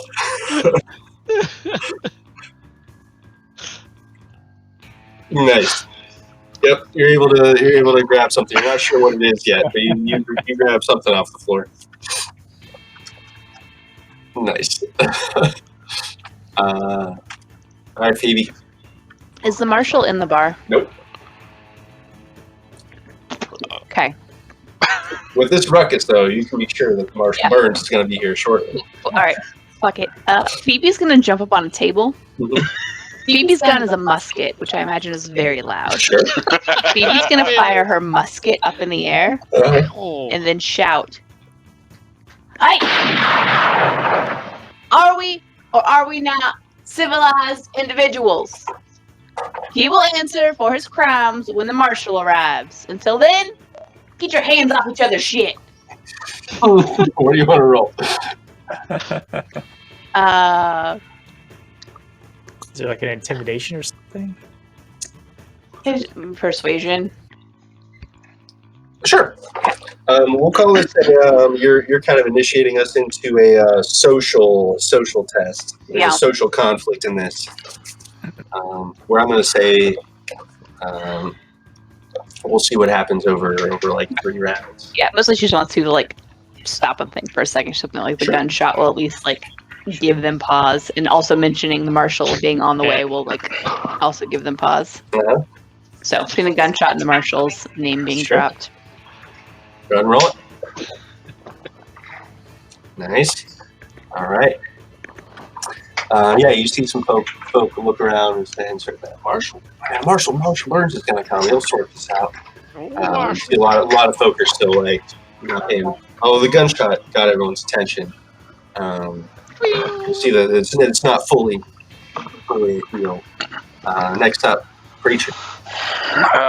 Shit. Am I still at the bar? If you want to be. It's not a huge place. Damn it. It's free action Western music. Preacher's gonna stand up. Now, so you were saying, and then we got sidetracked. So the single action, you can slam the hammer back. Yeah, it's mostly a flavor thing. So whenever you see someone fanning the hammer, that's a single action. Okay. Which means that pulling the trigger doesn't move the hammer back. You got to do it manually. So a lot of speed shooters will do that because it's like. So I thought that was a double action because it's one action, 2 action. Well, double action. it pulls the trigger back and shoots. It's what the trigger does. It's double action. You're right. Yes, you're right. Trigger, single action trigger. All it does is let go of the hammer. Yeah. Double action trigger. Both cocks the hammer and fires the hammer. Yep. So, Preacher wants to stand up, and he, Phantom. You notice he does this pretty quickly, but he pulls out from his vest and he shoots out of the bar, into the air, not like straight out. I don't want to shoot anyone. And he's just going to unload the whole gun. And then he just says, I think the lady's got a point. He would like to persuade. Really? You just empty like your entire persuade? clip, but like 6 shots. I'm gonna say since it's the same skill, it would be at a little disadvantage since someone's already used it. I'm cool with that. Because you also got intimidation. Do you have intimidate? I don't have intimidate, so I didn't use it. Oh, I thought you used intimidation. That's why. No, I used persuasion because I don't have intimidation. No. I'm intimidate them. Hats cocked down. I'm unloading out the door. Yeah, I'm intimidate. Nice. She was trying to be nice. I shoot 6 bullets. Nice. Maybe. Okay. All right. Yeah. All right. There's gunfire in here. You see people are settling down a lot, but I wanna give there's still some wrestle on the ground here. Although there's enough gunshots being fired that people might be cooling down. So I'm gonna say these townsfolk are pretty much cooling down. I was gonna make you roll a defense check there on this Pete since you're down in the mix with all these townsfolk. Watching out for like elbows or feet flying, but I think with all the bullets flying, the mosh pit's slowing down. Phantom, I want to give you an action for. So all of these he hears the shot come from the lady on the table. He hears the shots come from the preacher and the shouting, but his eyes are just locked on Ebenezer. And as the chaos is going on around him, he just slowly, purposefully walks toward Ebenezer. And I'm gonna punch him right in the back of the head. Nice. Roll your fighting. Okay. You got him. 5. Because he has a 4 parry, so you got him. What do I roll for damage? So you just roll your strength. Profanity. Okay. Oh, sorry. Sorry. Damn it. Everybody's shooting off. Okay, profanity. How's that? Nice. Watch your profanity. So you got him. So he is staggered at that. So he has the. So here's how damage works in this game. It's a little different. If someone succeeds on a damage roll against you, you are considered shaken, which doesn't sound bad, but it's actually real bad. Shaken means you can only take 3 actions on your turn. So until you get rid of shaken, you can't take actions. You can take, So you can take, you make a free spirit roll at the start of your turn to try to get rid of it. Or I think you can spend a penny just to get rid of it for free. So you have a chance to get rid of it every turn, but still, there's a chance you're losing one or more. So after I punch him in the back of the head, I say, "Those ain't yours by rights." Nice. With all the gunshots that's going on in here, you see a lot of Brannigan's goons are starting to sort of like look around confusedly and see what's going on and all the yelling. And a lot of them are sort of reaching for guns too. But at that, the saloon doors kick open. What in tarnation's going on in here? And you see the sheriff comes in with 2 guns drawn. He's just sort of like looking around. His steely gray gaze looking around. Oh, dang it, Phoebe. I told you to stop shooting holes in my saloon. How old is the marshal? Marshall is younger than you, probably in his like 30s. All right, what's his first name? Let's say Marshall. his name Burns. How I about was gonna say Marshall Burns. Marshall Burns? Jed Burns. Jedediah. Jedediah Burns. Jebediah Burns. Jedediah Burns. Name Jedediah. Jedediah Burns. She smiles at him and says, "Jedediah, it's been too long. Buy you a drink once this is all cleared up." And she winks at him. You want to have some words with Ebenezer? He's pockets are full of other people's shit.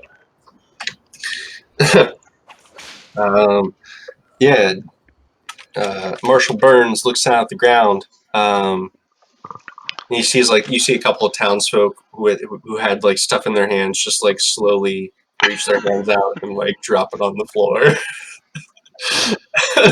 And he says, "Huh. So, Finch, you that stealing magpie we've been looking for in town. Let's have a chat."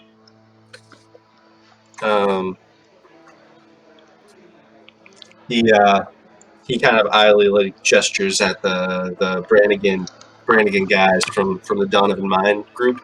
And he says, "Fight's over, boys.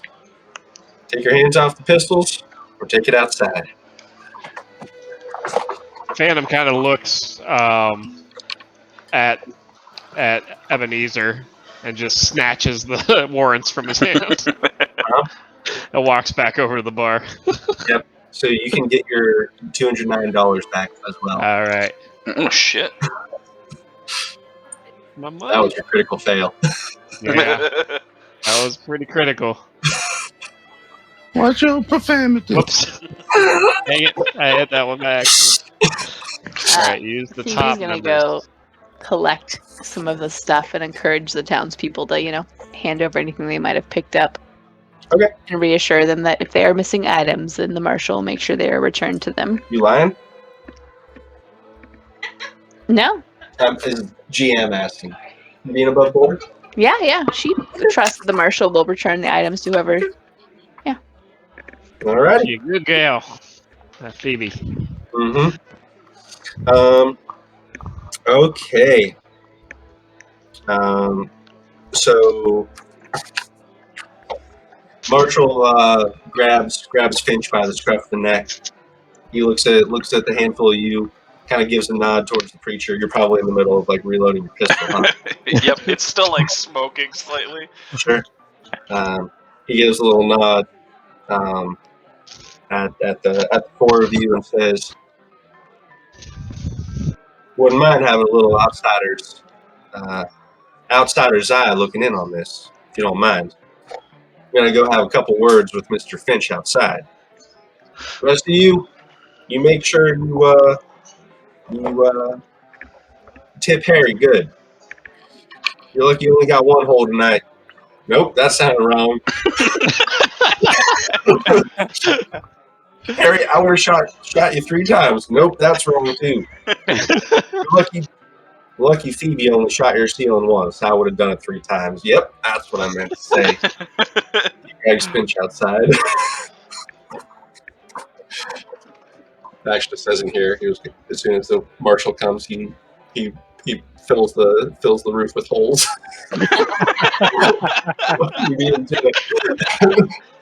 That's awesome. All right, so he's gonna drag Finch outside. I am gonna take like 30 seconds for this. I'll be right back. Okie dokie. Let's just do more than 30 seconds. That's fine too.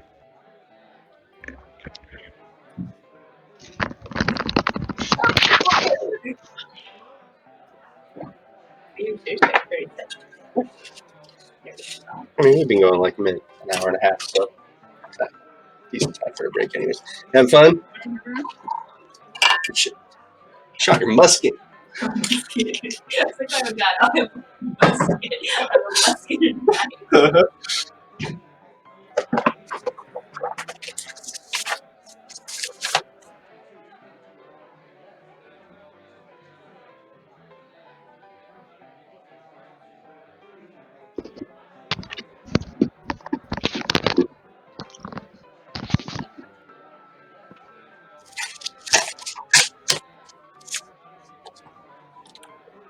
Buster Brannigan.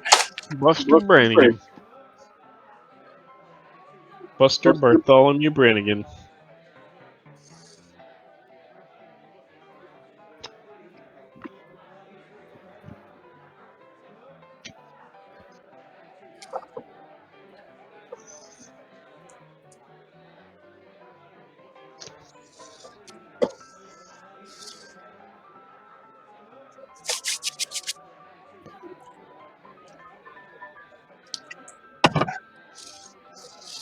Yeah, Savage Worlds is a cool system. Yeah, that's cool. It's just like I've only run it a couple times, but it's just like amazes me every time I run it. Just how like quick and It goes smooth. yeah. In 4, cool. Let's go. For sure. Making characters is pretty easy too, but I figure it would help to just get a play character under everyone's belt and just to see like what works and what doesn't. It's such a different system that like until you play it, you don't really know what like having a D8 and a skill even feels like. So. Oh, I just deleted someone. Who did I delete? I deleted a player. Sure did. Deleted Preacher. Preacher's Dead. gone. Done. Dead. Killed. Didn't I? Alright.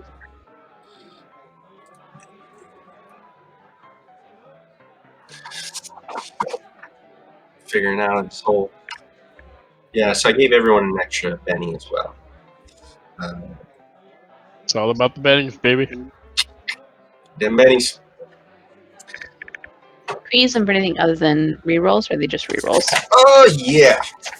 You can use them to reroll any trait tests, reroll your damage, to draw a new action card, to recover from shaken, to soak damage. So if you get hit, you can spend a Benny to instantly roll, I think, your toughness to try to reduce the damage you take.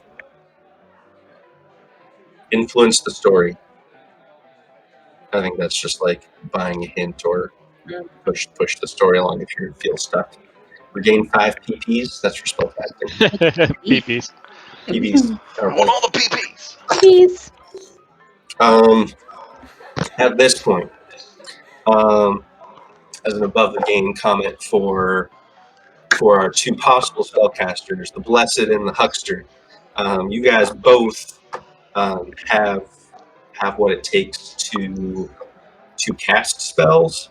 So, if at any point you guys would like to just try to wing it as your first time, like either channeling the divine Mm-hmm. or dealing with the devil, which is how hucksters get their power. The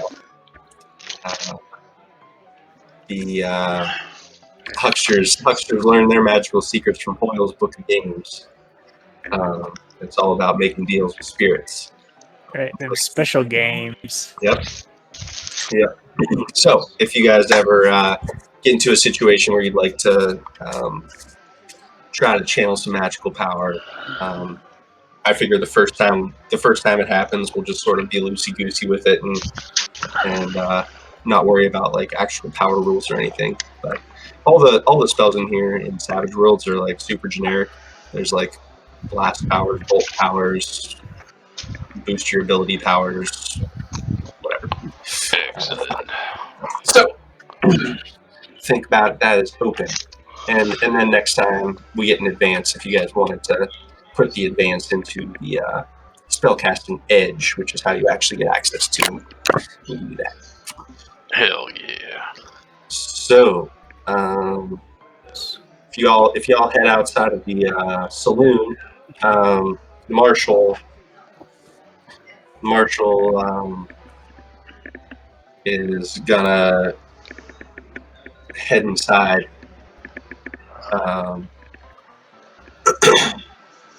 And he said, "I'm gonna go collect the rest of them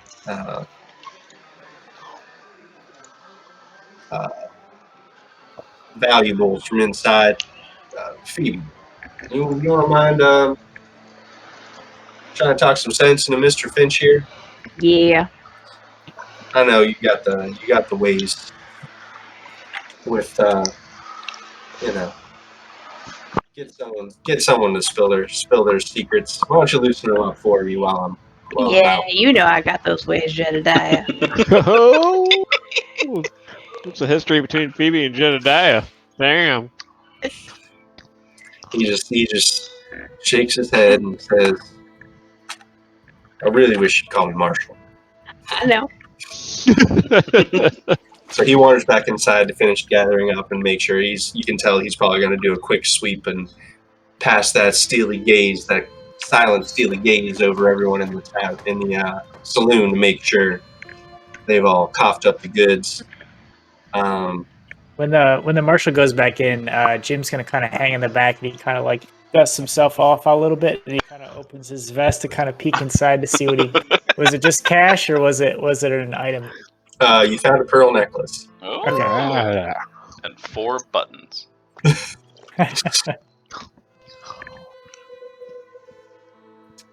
Yeah, Phoebe will sort of hunker down next to Ebenezer. Mm-hmm. Ebenezer, I know your mama didn't raise no fool. What are you up to? What are you into? Things aren't that bad down in the mines. Jim, were you staying inside, or do you want to be outside for this? You're welcome. He'll be out. Yeah, he'll be outside. He'll kind of step outside. Yeah, He's just kind of lingering in the back a little bit. Sure. Out on the streets. Da-da-dee-da-da.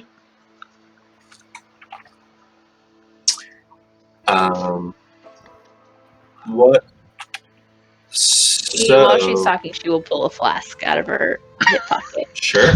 take a swig, and then hand it to him. So what kind of skill are you hoping to make? eventually with him. Persuasion. Yeah, persuasion. Intimidation? She's gonna give him some booze and ask him how his shoulders are feeling and So be nice. I think the way we can run this, because number of raises is going to matter on this roll. Okay. Either success or a raise are going to make a difference. So if anyone else wanted to make some kind of a skill check to support, support is one of the actions. I'll make an intimidation check to support her at the Okay. opportune moment.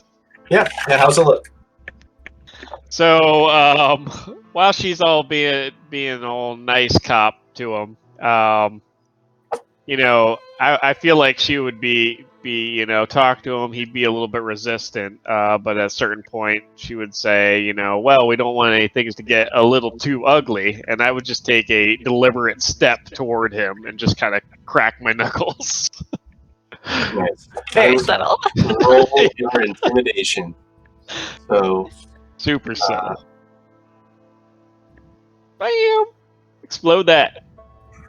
All Good right. roll. Good Hey. roll. So you're going to get +2 on your eventual check. Me. For the +1 for the success and another +1 for the raise for that intimidation. So is yeah, anyone else? Rach, I'll let you decide how it looks, but Anyone else want to do something to try to? I already donkey punched this guy once. You did. I'll do it again. So we're Do trying it again. Where you I'll do it again. talk sense into him. Is that what we're doing? So Yeah. it sounds like Phoebe's going to be helming a persuasion check at the end of this. So I'm wondering how everyone else is trying to soften up Finch before she makes the final roll. Hmm. You said you're sitting down beside him. Yeah. She handed him a flat. He takes the flask, but he's kind of wincing away from Phantom at the moment. Yeah, I'm gonna kneel down beside him and pull out the Bible. I flip open to a verse, It has a hole in it. and I'm just What verse is it? I'm looking at him dead in the eye through the bullet hole. Mm. I'm sure there's a good verse in here that I could read to you. Now's not the time. And I close it back up, and I'm just sitting beside him. Read him some of that shit from Revelations. That shit's crazy. Book of James. It's my favorite. Oh, all right, that's nice. Yeah, reading some Book of James. There ain't no Book of James. Oh, Uh, Ebenezer. what are you trying to roll there, Preacher? To support the social test. All right, so what? So I'm sorry. There was a fan and there was smoke. Okay. So there's been an intimidation roll already. Okay. So that would be at a higher difficulty. That would be at a difficulty of 5 instead of 6. Okay. And so after he makes that comment, then I flip and I'm gonna find a verse that is very much, you're a douche and you're gonna burn. I feel like that's in the Bible somewhere. Probably. So yeah, you're a douche and you're gonna burn. I'd like to roll a faith check. Can I do that? Sure. Knowledge of your Bible check. Find an appropriate verse. Yeah. All right. It's a pretty good one in there. Yeah, you got it. Sweet.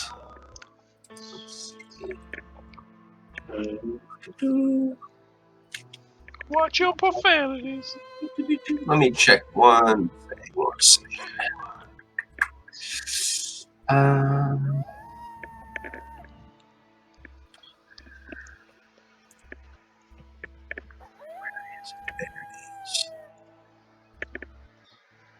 What was harmonica?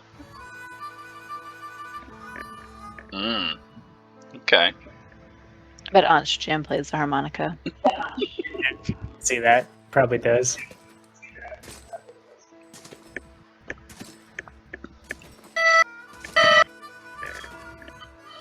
Huh.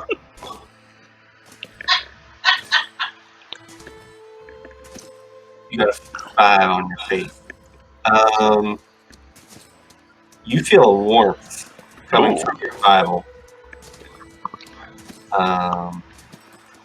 And there's no visual effect, But Phoebe, you're sitting close enough. You feel a power radiating from this man of the cloth, and you can tell that. Whoa, very reading this one. You can tell that Finch has as well. As you're going to get another +1 to your check. As he's a little bit taken by this holy symbol power that's being radiated. Oh, Creature. It's because he's a vampire. I am a vampire. At you, Finch. So you have a total +3 to your roll now. 3. He's capped at +4, but All right, I got +3. but I'm going to go. Honest Jim, did you want to do anything in this situation? Sure, yeah. Honest Jim will kind of turn to the bounty hunter and he'll go, "Oh, Phantom, sir, you're a wandering man. You know a lot about different places. You can correct me if I'm wrong, but I've heard of various different punishments for thieves. You see, down in Ironwood, I think they cut off a hand, and then up in Black Falls, well, they do something a little weird where they'll tie up a man's giblet bits." And he's gonna try to do I guess either a taunt or maybe a common knowledge. Taunt will work. Con him. Talk about man giblet bits. Giblet. Oh, All right, that's gonna be a failure. Which doesn't hurt you. Critical failures hurt you. All right. Chipley bit. All right. He just glowers at you and says, "Don't you talk about my giblet bits? You don't know nothing about my giblet bits." We don't want to know nothing about your giblet bits, Ebenezer. Mm-hmm. Whole town knows about you, Phoebe. what? Now, what the fuck is that supposed to mean, Ebenezer? Watch your profanity. He gets quiet. You're just salty because you're in deep shit up to your smelly ears, you motherfucker. Listen here. Alright, so I have a +3 to that. You got a raise.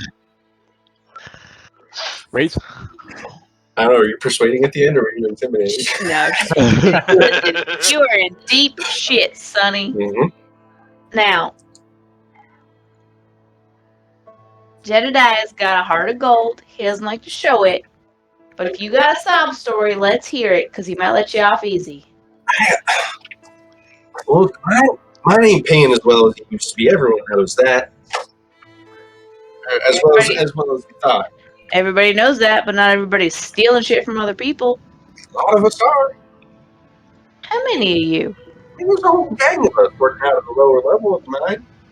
You're all stealing shit? What would your mamas think? I'm almost dead. Well, she's in heaven looking down at you. Ask this preacher, Sonny. You didn't meet my mom. And maybe he did. You don't know. Yeah, look, we've been working out of the mine. We've been stealing things, sure. We've been making our due, but I don't know. I'm not that kind of person. I'm not a bad person. There's just, I don't know, something down there's just telling us we gotta keep coming back. Bringing the silver. Bringing the gold. Bringing the ghost rock. Anyone in the may make a notice roll. Yeah. Don't have to tell me twice. Anyone Tell me succeeding? twice. Is it versus Critical stealth? failure. Is it versus Fail. stealth? Nope. Okay, I get a bonus versus stealth. Nope. Preacher. You noticing lots. I notice a lot of shit. Yeah, you sure do. Notices Ebenezer's mama. Oh! She was a looker.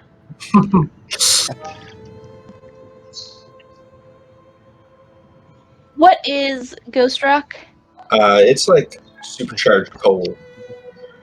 Yeah, when you burn it, it screams. So they're selling it, right? Like they're mining it to sell it? Yeah, it's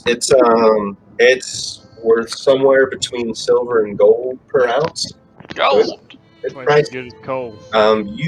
Everyone, actually, preacher, I'm just gonna give it to you because you got the raise. You notice as he's talking about this thing, he gets a faraway look in his eyes. Everyone notices that. Preacher, you notice in the dim light of the setting sun here. Actually, it's probably dark in the moonlight. There's this dull silver light over the whole town, except his eyes are shining gold. Gold. Oh. There's a glint of gold as he gets his faraway look, and he's talking about needing to go back and bring silver, bring gold, bring rock, bring it back to the mine. You know, money is the sickness of those who are living, but son. Who's Wait. been telling you this? He blinks and shakes his head, and the faraway look goes. He says, well, it's the whole gang. We gotta stick together, and we gotta fend for ourselves. That mining company doesn't care about us one whit. You mean to tell me that you're mining ghost rock, and then instead of selling it to make money, you're taking it back down into the mine? No wonder you're doing shit. I mean, it ain't. He scratches his head, clearly getting confused a little bit, and says, I mean, it ain't like that. We got a plan. What's the plan, Ebenezer? No. You're twisting my words. You're twisting my meanings around. We got a plan. That's just. I step forward and put my foot closer to him. I say, "Tell us, Ebenezer, what's it like?" I don't know nothing more. We gotta get this stuff, and we gotta bring it to the mine. I don't know nothing more. She kind of pats him on the shoulder and hands him the flask again. It's all right, Ebenezer. He stares at Franklin's boot and drinks heavily. It's been a long night. It's been a long night. Now, whose plan is this? It was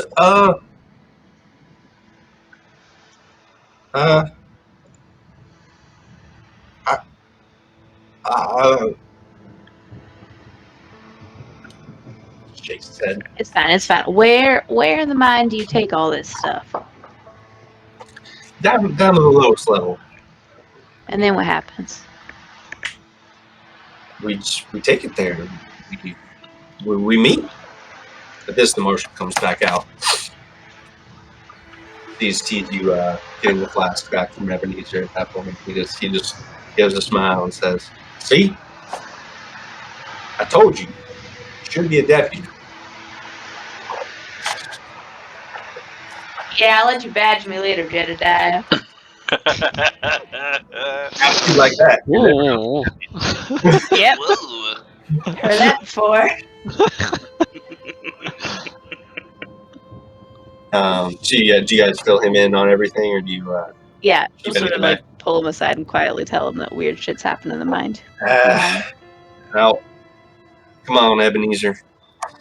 You at least know you got to be spending some time in behind the bars until I figure out all this, right?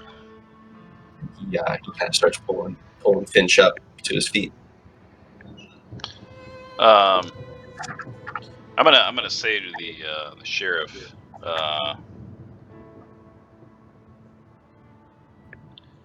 say, lawman, you got a healer in town?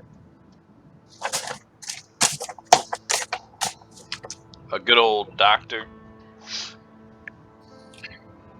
Oh, sure. We got folk.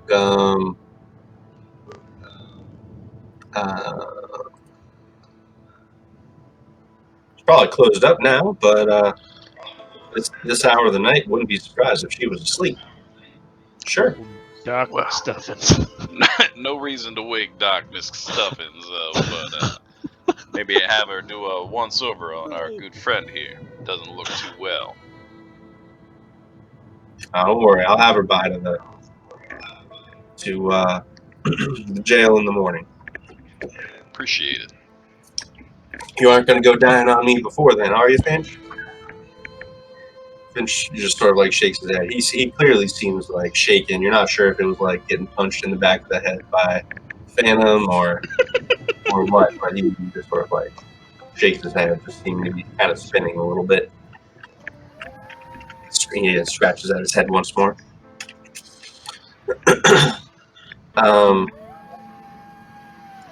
Marshall kind of puts one hand on the back of Finch's shirt collar and kind of pushes him ahead a little bit, and then turns back to look at you guys and says, "Gonna be honest, I don't have time to go check out whatever's happening in the mine, nor do I have the manpower.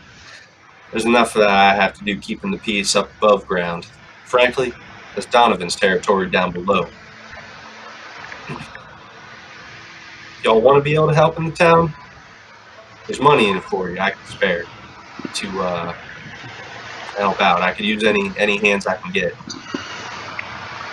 I'll step up to the marshal. You want us to look into the mine? You need a contract?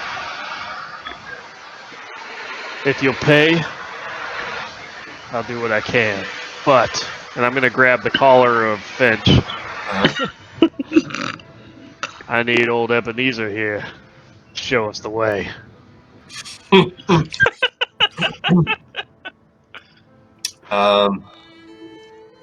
Marshall gives you a weird look and says, "I don't know.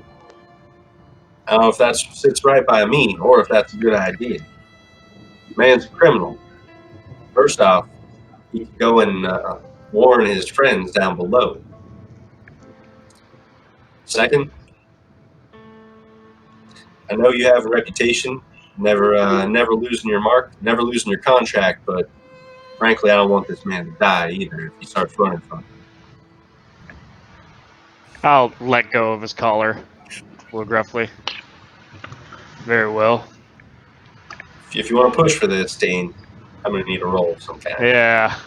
I don't wanna push to take Ebenezer, but I will kind of step in front of him, and I'll pull out a cigarette as I kind of stand closely to his face. I'll pull out a cigarette and then He is. light it. He looks like he's in a stupor. He isn't even like Yeah. you do this thing for effect, and he's just Yeah. sort of like staring past you. And you've only been here a couple of days, but you know he's staring in the direction of the mine. Okay. You gonna roll a notice check. Notice. Okay.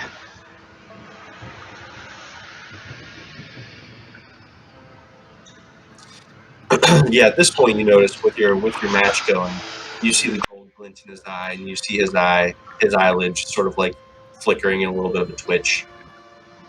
So I kind of get real close to his face and I look at his eyes and I look where his eyes are going. I just kind of look over my shoulder, and then I look back over to the sheriff or the marshal, and I nod, and I'll step back to the rest of the folks. Sure. And as I walk up to them, I kind of say quietly under my breath, "It's that way." And I nod my head toward the direction he was looking. Mm-hmm. Fine. Yeah. No shit. Not all of us are looking. Everyone knows that. You know, if you were looking for someone to lead, I think you found her. Just saying. Well then, Jim kind of coughs and he's like, "Well, what about Brannigan and his goons? They play a role in any of all this? They a concern?" I mean, says Burns, they work in the mine. Most days during the daylight, you see Brannigan down there. They guard the place. A lot of the people that follow him around town, they'll be guarding the entrance to the mine. If you want to get in, you're probably going to have to talk to someone from Donovan's company. Brannigan, he's mostly the guy who, if any of the miners gets out of line, cracks a few bones. I hate to say. Though he's protecting the company's interests, and private property is not my, well, it's outside of the realm of what I can handle right now.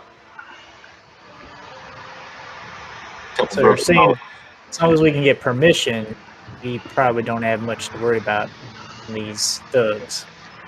I'm saying that the only legal way I know to get into that mine is by gaining permission. Jim turns to Phoebe and says, "Ma'am, do you know where we might find these Donovans?" Yeah, There's always a few guarding the entrance to the mine. You know that. yeah. I'll get you in there. I'll get us where we need to go. Jedediah. Marshall. Thank you. You're welcome. He already started like rolling his eyes. Like, oh, She will hand him the ring. I believe this belongs to Lady Elaine. She'll be very happy to have it back. Hey, she kind of leans in close. Keep your eye on that one. I don't think he's right in the head. I think something weird's going on down there. Watch your back with him. considering the bottle of whiskey finished inside, I'm not surprised. No, it was. It's not. It's not just that. I've seen him drunk off his ass before. Something weird's going on. Watch yourself. He gives you a serious look and then nods. You did good tonight, Jedediah. She'll slap him on the ass and walk away. The screen prince Marshall Burns will remember this as he walks away with his mark. All right, it's getting a little late tonight. It's probably a couple hours past sundown. What do y'all want to do? I get you into the mine. You want to go right now? I mean, how long a trip is it? Short walk. Well, you said there's like moonlight. Yeah, full moon. Not afraid of any dark. I'm sure we're guided here by a little moon. I don't need to sleep. Jim kind of like pats his pockets a little bit, and he goes, "Well, I don't know about you folk, but I ain't exactly equipped with a ton of supplies.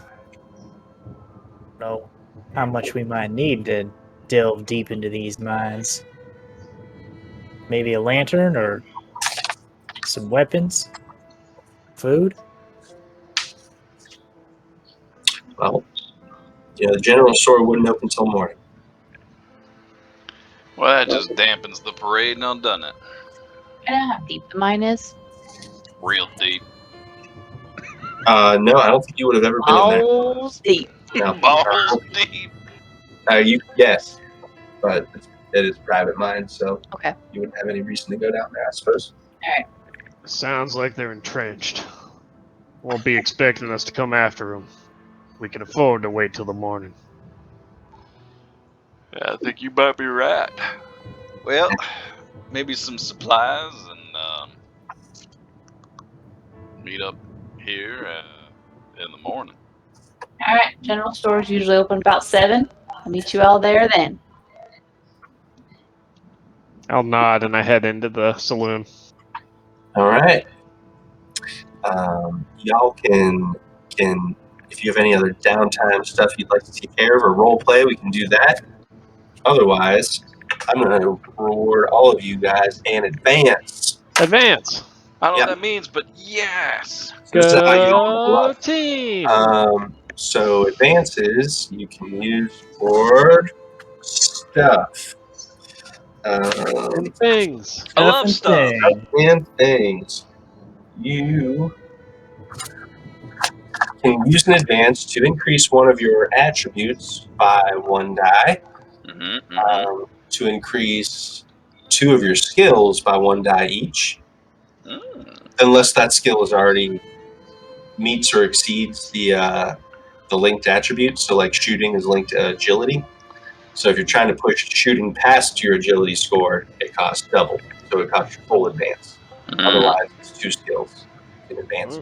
You can get an edge. So that's how you would get your arcane background for Faith or Huckster. Yeah. If you wanted to do some spell casting. So, or there's lots of other edges you can get. That's pretty much the big ones. I'm going to double check the book while you guys were thinking about your options, but pick like one of those things. You pick one of those things. Every time you Okay. get an advance, you get one of those things. So my Attribute.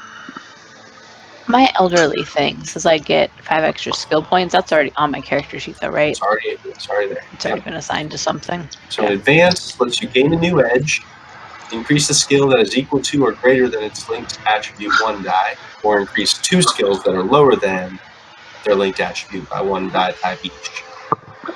Increase 1 attribute by a die type. Or permanently remove a minor hindrance or reduce a major hindrance to a minor if possible. Oh.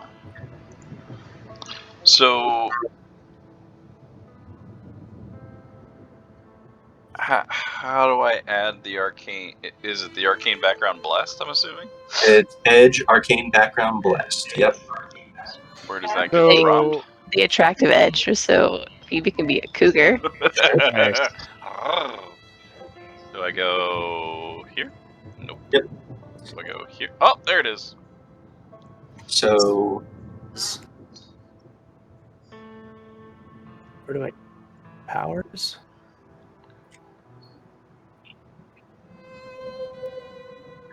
yeah. So hucksters and blessed, they both cast their spells in a different way. Hucksters get less power points, but you can make deals with your spirit to basically cast spells for free if you win your card game against the spirit.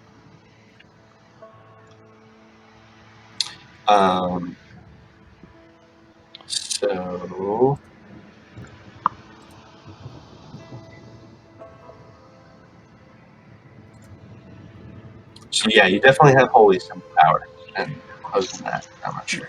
And then it Up says, to player's choice. "Yep." Can you use this level up thing to increase attributes or no? Yeah, one of your attributes by 1 die. Although one your die. attributes won't matter.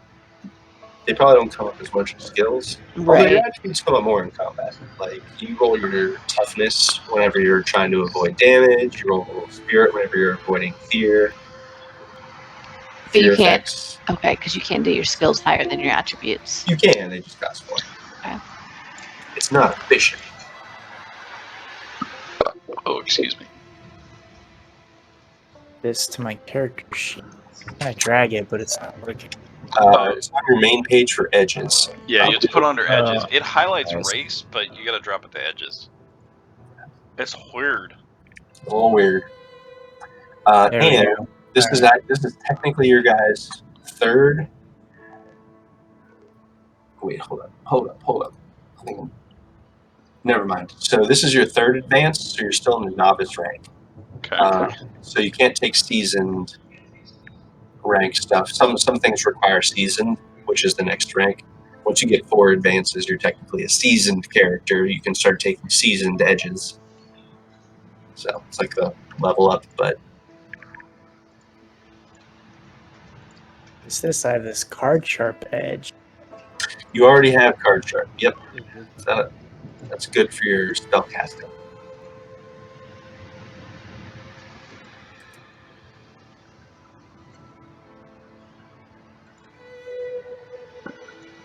So I think the way your powers work, Chris, is you get a few powers that you can play normally, like by paying power points. I think you don't get as many power points as most other spellcasters do.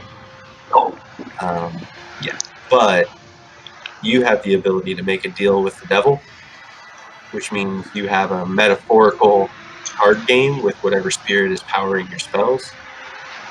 You basically choose whatever spell you want to cast at whatever power level you want to cast it, even if it's a spell you don't normally have access to. And then based on however many power points you normally would have to spend, you play a card game and you're trying to get like a good enough hand of cards. Different hands of cards are worth different points. So you're trying to make sure you get a good enough hand of cards against the spirit you're playing against to be able to cast the spell. Otherwise, you'll lose. who knows what you lose in that wager with that spirit. Andy, what's a fatigue level? Not good. Not good. Is it Not is it good, like Bob. is it like damage kind of thing? Fatigue is -1 to all rolls. Exhausted is -2 to all rolls. Why would someone get it? I don't know. Interesting. Don't know that. Don't know that. How do I increase an attribute on my character sheet? You can right click it. Assign, minimize, modifiers. Assign. This time. Okay. Increase in one of yours. Yeah. I'm gonna put my agility up. Nice. Well, I want to put stealth and shooting up, but they're both right now. They're Both capped. capped, so I do agility up the next time. I can do both of them up. True. And I think the way, spoilers. I don't know that we're going to get any more advances in this story, in case that changed your choice. But I think the way they suggest you do advances is like once every couple sessions, depending on what kind of speed you want to run through things. But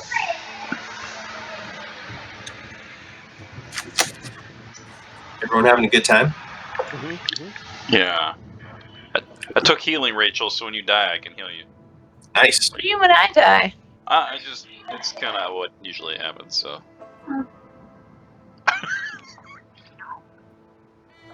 So Andy, smite. It says this power is cast on a weapon. Mm-hmm. It doesn't have to be my weapon, right? Nope. Cool. All right. I have chosen.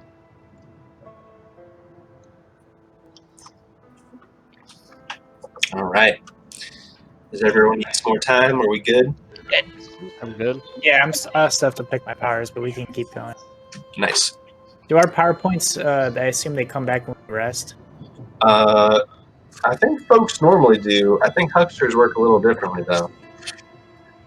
You might want to look under your huckster arcane background. It probably tells you. Yeah. Because I know that's basically the trade-off for being huckster. You get like ultimate versatility of being able to cast anything by dealing with your spirit, but you get less power points to start out with, and I think you're a little more restricted on how you get it back. Yeah, I'll have to read. But if you do deal with your spirit successfully, you get to cast your power for free. So, Running with the devil. all right. So, are y'all waiting for morning to stock up at the general store then? Yeah, sounds like it. I was like, okay. You guys are welcome to look in the items, and if there's stuff that is of interest to you, you are go ahead and ask me if there's something you wanted to buy, and I'll let you know. It would have most provisions. It probably wouldn't have a lot of the weapons there from the Deadlands, the Weird West book. Oh yeah, how do we get specific? So you might have to open up the book in the library, the player's version. The library. So I'm looking Wow, at there's it now. armored dusters. Mm-hmm. I don't think she would have that. I'm guessing she's not going to have much in the way of weapons or armor, but a lot of the adventuring type gear, probably. Yeah, I'm thinking like, I don't know, like a lantern, some rope. Yep. That's what I'm looking for. Oh, they got some cigars. I'll take some of them. 5 cents. I'll take a couple.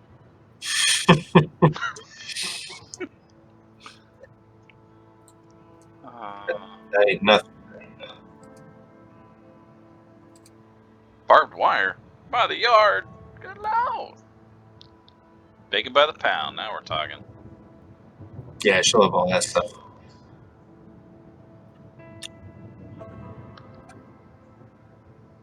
Dehydrated air tablet. What? Huh. Oh, if you have the Savage Worlds book open, there's going to be a lot of weird stuff in there. Because Savage Worlds has like all futuristic stuff, and It's under Deadlands. is it really? I see it. It Yeah. lets you breathe underwater. That must be under weird science. I have no idea. Protects the user from drowning, poison gases, smoke, etc. Weird It's a science. diving Man. suit. Weird science. Can buy a doctor's visit. Yep. I'd like to pick up a doctor's visit, please. For the road. Grease lightning pill. Grease lightning. I would say There we go. Harmonica. she probably has a Oh, there we go. Lantern. single barrel shotgun there, and I'll say she has a rifle, like a Winchester lever action rifle, Mmm. for sale. If anyone wants either of those. Mmm.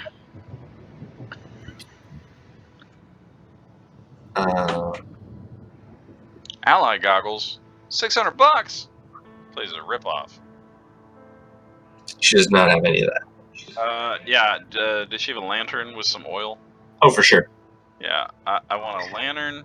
That's $250. I want 20 yards of rope. Sure. $5.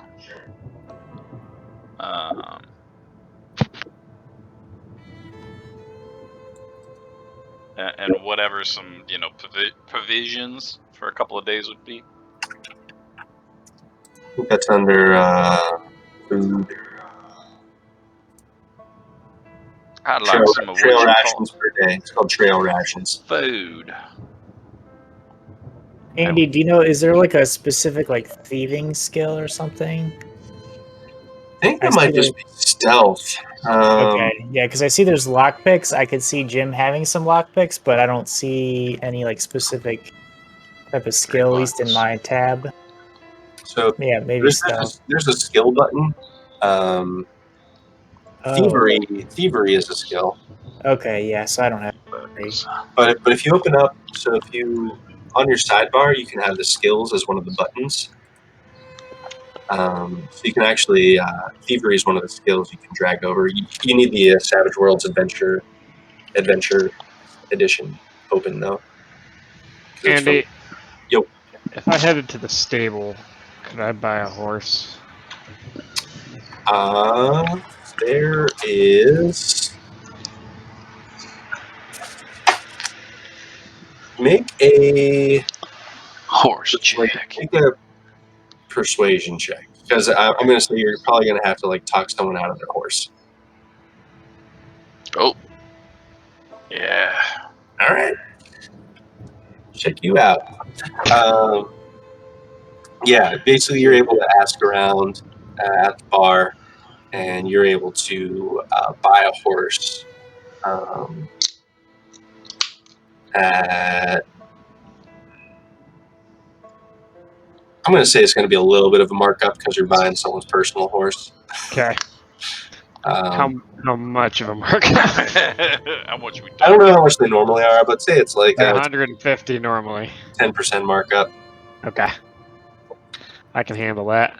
$155. 55. So I'm gonna get a horse, Mm-hmm. and I'm gonna get a saddle for that there horse. It comes with the saddle. Okay, sweet. Horse. Andy, does she just have like a dagger on her? Not on her, but Yeah. You know. Knives. You know what? Yeah, but I've got a little. Never mind. Don't worry about it. I got a hickory stick. I I'm don't want fine. to carry the horse. Can I just? It should be under vehicles. I know. I It wanna won't let me carry put this it under horse with me. vehicle. You know, Only son, under vehicles? you ride that. Unless I have to do something specifically to let it go under vehicles. Skill maybe. Nope. Horses, I have of to course, equip of it? course, of course. To go under here.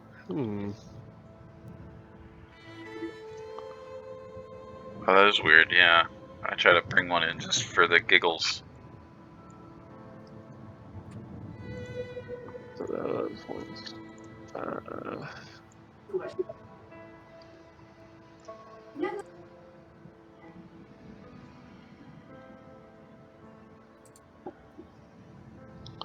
Four. Instead of transportation, I'm going to change it to vehicle. Okay. Whoops. Okay, Sorry about that.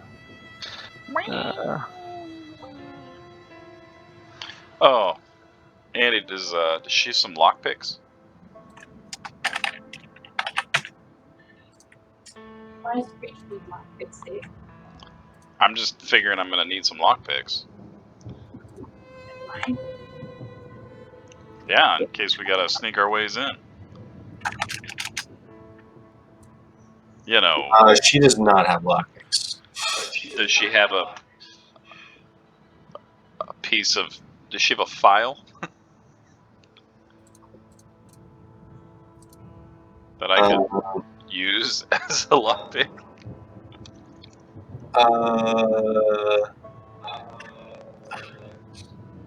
Sure. Yeah, she would have some like small tools. We're just at a toolkit. Toolkit. Hey guys, guess how much a shave and a haircut costs? 2 bits. Yep, Mm. 25 cents. Nice. All right. Well, I think Feeling good about that. um,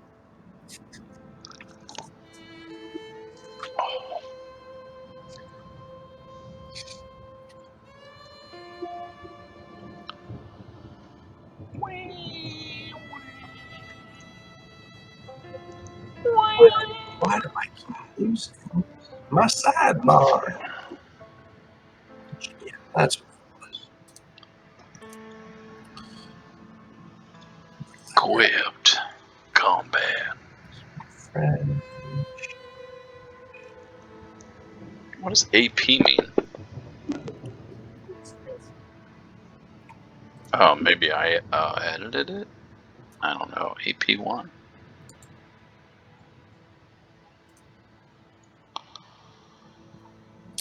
Okay, dokie. So you guys can keep shopping, but let's go to the mine.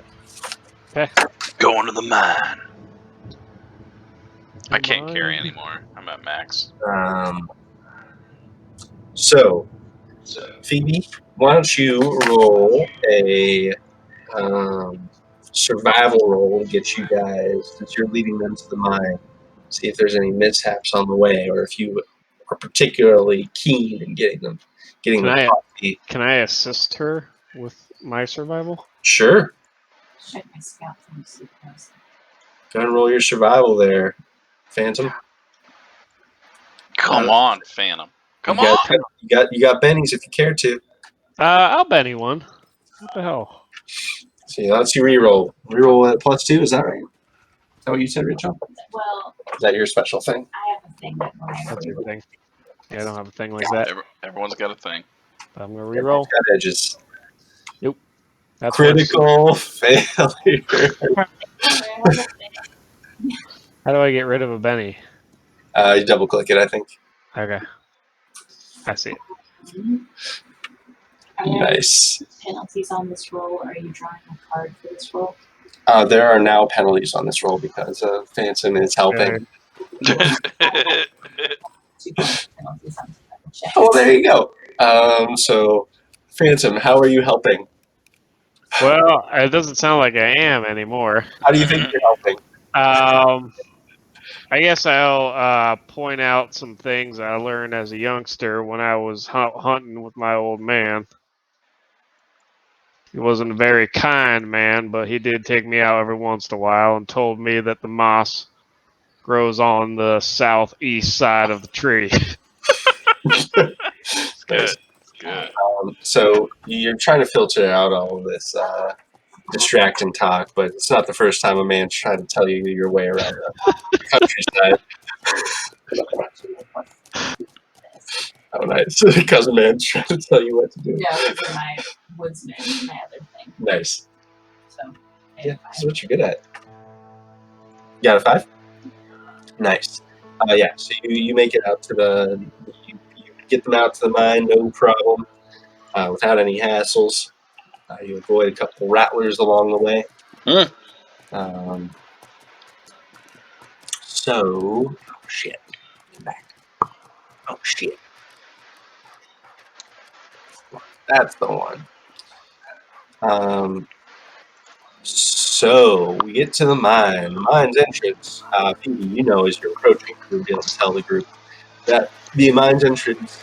From what you've seen, there's always at least a few of the Brannigan's boys waiting outside, and they search everyone leaving the mine for valuables. But they don't really search people entering. That being said, you got to go through them and give them some kind of explanation for getting in. You would assume. So that leaves it up for you guys whether you want to talk your way in or sneak your way in or do something else. It's up to you.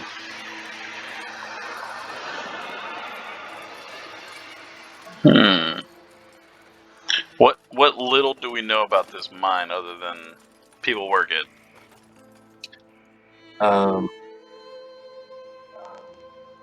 So it was a gold mine, but they hit Ghost Rock, which caused a bit of, both of those caused a bit of a boom here, and that's why a lot of people are sort of traveling out this way.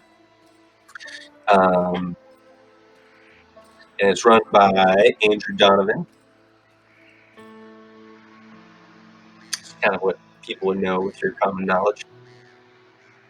If you want to know more, you'll have to make a common knowledge roll. Oh, hell yeah, I want to do that.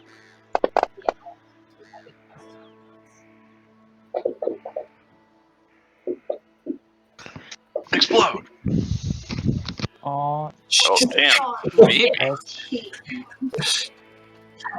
So if you want to have a permanent +2 to your common knowledge roll, you can actually right-click your skill and add a modifier. Well, it's only about towns, outposts, and marks. Oh, I see. Most people sort of tribes along the cabins. You can still do that, and then it turns into a little check mark that you can turn on and off within your skill. But for sure, you know that rumor has it Donovan isn't as much worried about gold anymore, and is pretty much thinks that the gold's run out. And so rumor has it in town that there isn't as much gold flowing from the mine as there used to be. However, the Ghost Rock is still flowing strong from what, so it's still a profitable mine.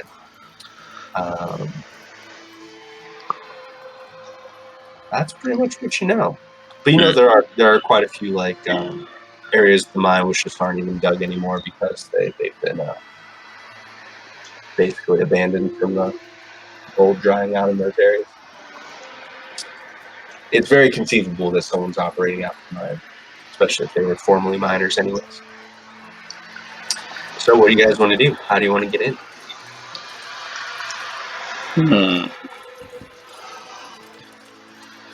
I ain't much for talking, but it seems this here fella is.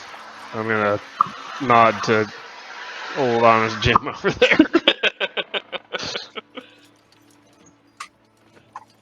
I can go talk to him. Right, friendly sort. See what they have to say for themselves. Perhaps take the miss with you. She seems to know these fellas.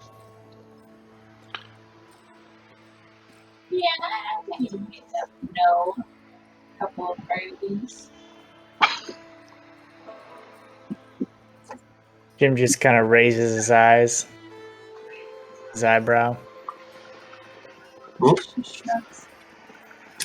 All right then. I'll take position up on that there hill. Keep an eye on you. He cocks his rifle and stalks off. Nice. All right. So we're going to enter into a little bit of a social conflict. The way this works, we're going to run through this real quick. This is one of the things you can do in this game. What? Social conflict. We had a little mini one before, but I was running it wrong. So that's fine. Andy, can I just notate that as we're walking up, the preacher kind of takes a deep sigh and then puts his hat near like the back side of his head, and he kind of straightens himself up, and he has like a doughy-eyed look, and he just continues to walk. He very much looked like a dumbfounded holy man. Nice. He puts out a cigar reluctantly.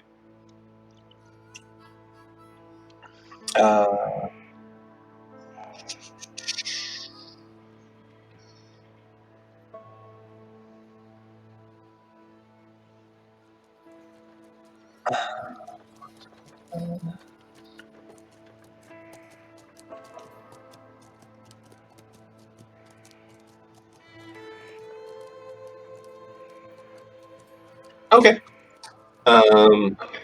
So there's even rules here. Right, in fantasy rounds. I was reading out of the PDF. Okay, so basically there are 3 rounds of an argument, each focusing on a particular point or a few highly connected points. Sure. So I think what we'll probably do is take turns.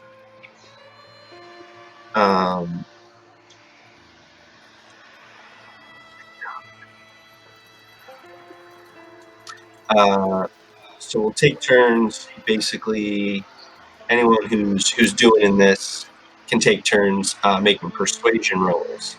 So if you're trying to talk, basically you talk to these goons out front. They basically say that they need to get the boss and get permission to let anyone who's not in the company in. And then this Andrew Donovan comes out, who's dressed a lot like Brannigan was, but maybe a little bit like better fitting suit, and not as like stocky as Brannigan was. This guy's clearly not a fighter. Salt and pepper hair. But he says, "Oh, look, I appreciate your interest in the matter here.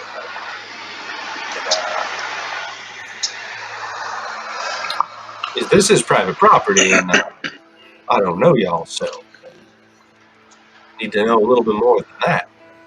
Who wants to go first? Make an argument."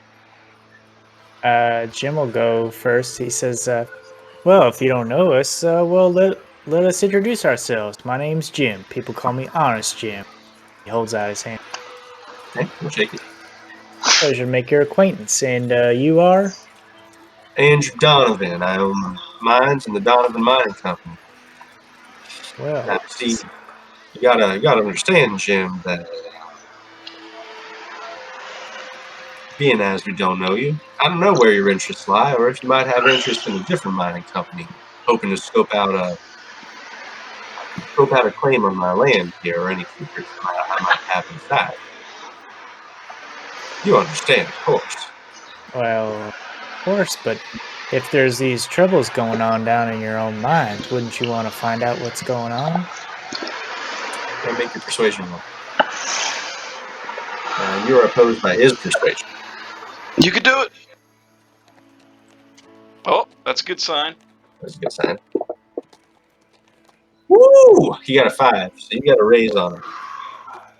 That means you get 2 influence chips, 1 for success and 1 for a raise. Influence token. So the number of influence tokens by the end of the 3rd round affects what the results of this social conflict are.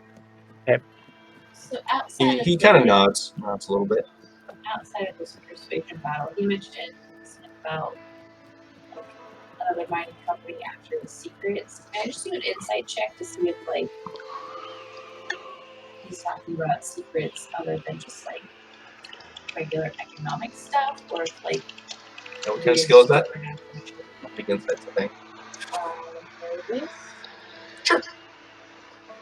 Yeah, I just want to know like if you said like you know you hear about secrets and like is he hiding anything that's secret? Rachel, can you unmute? I can. No, I didn't know. That's all right. There's so many clever things. I mean, I heard some of Going it. insight about this guy's mentioning about the other like trade Well, secrets. yeah, he said secrets. Does he mean just Okay. like Go ahead and roll your notice against his smarts. Okay, you succeed. Yeah, he ain't smart. No, it sounds like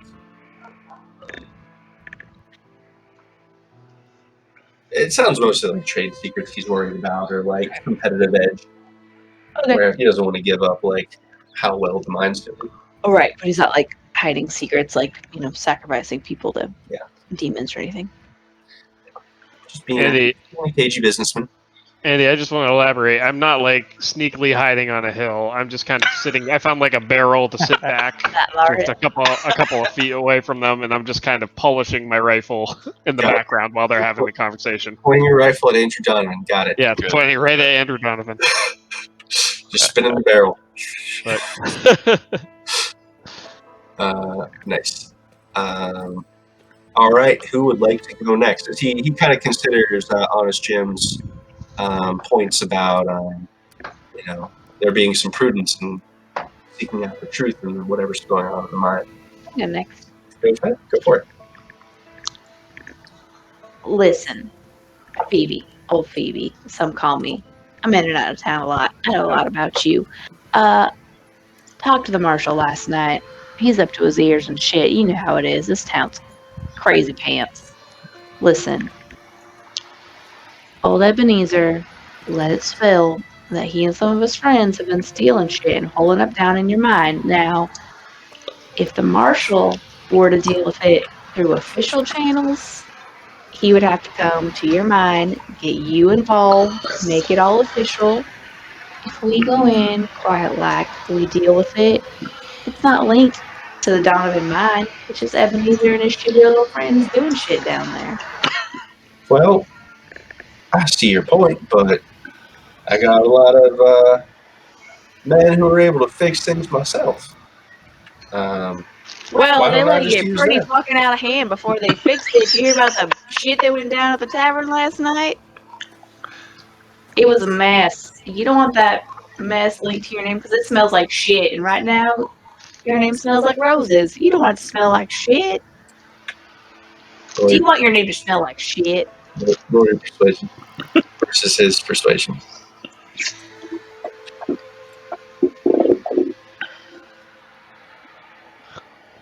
Ooh, that's a tie. What happens on a tie? We both got 5. Ooh, I'll re-roll then. Go for it. I want to re-roll it +2. Oh, did I only have 1 Benny? Shit, it's fine. Benny it up. I mean, It's probably fine. there might be the target. 5 might be the target, honestly. I might have lied about the defender being the winner because usually the defender sets the target in some cases.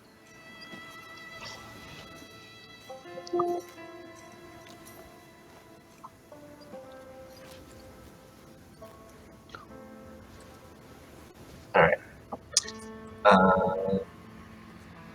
Spending your money? Yeah. Go for it. Well, it's only 4 now. That's right. 4. Oh, did you have a +2? Oh, you have +2 for using your money. Okay. He says, I don't know. I mean, like I said, I don't know you folk, and I know mine. I trust them. He seems to be unmoved by your persuasions for a moment. How about you, preacher? You wanna take a crack at this guy? Yeah. So the preacher is gonna pull off his hat, look real kind at this man. Listen, I'm just here to speak to these honest folks and just to make sure the good Lord is looking over them. And sadly, between you and me, there is some shenanigans going on in this mine, and I don't want to see a good fellow like yourself get tied up in it. That's all I'm saying. So we're just here to ask a couple of questions and just root out this evil now. And then he puts his hat back on. Go ahead and roll your persuasion while I think of his counter, and then I'll roll mine. Because this is meant to simulate an argument, so there's always 2 sides to an argument. His side of the argument is would probably good roll. Would probably be saying, I understand what you mean, preacher, and I think these people need help too. But frankly, it's a dangerous place down in the mines, and I can make sure they come out to you with my own man. Drag them out of this mine, and I'll bring them up to you myself. Oh, you got a raise too. Oh, double 3. I'll just add, well, Of course, and I know you are a fine gentleman. Your reputation precedes you, but see, the sheriff insisted on, well, this nice fella behind us following us, so we're in good shape. All right. He says, all right. Um, This is also the Fact first time that is- my outfit well, is fully buttoned and actually dressed. sure, you got your the collar on and everything. Yeah, my gun is nowhere in sight. Mhm. Guns. Yeah, you got two now. Okay. Well, now you make some good points, and yeah, who am I to turn down the help? But if you want, I could send Buster and his men as support to help you out with whatever trouble you might find down there.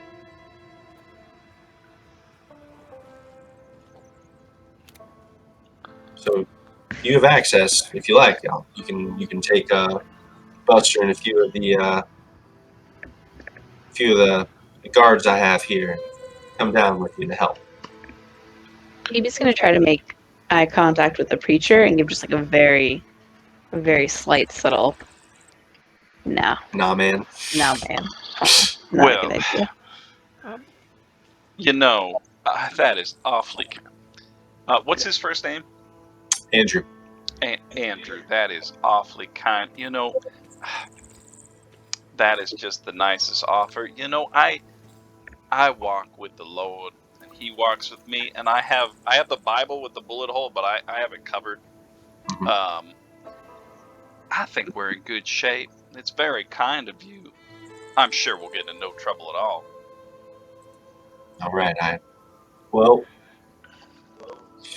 if you want to get down to the lower levels, you take the elevator down. If they are where I think they are, they're going to be on level 6. We stopped mining there for gold a few weeks back. So Would be the number 6.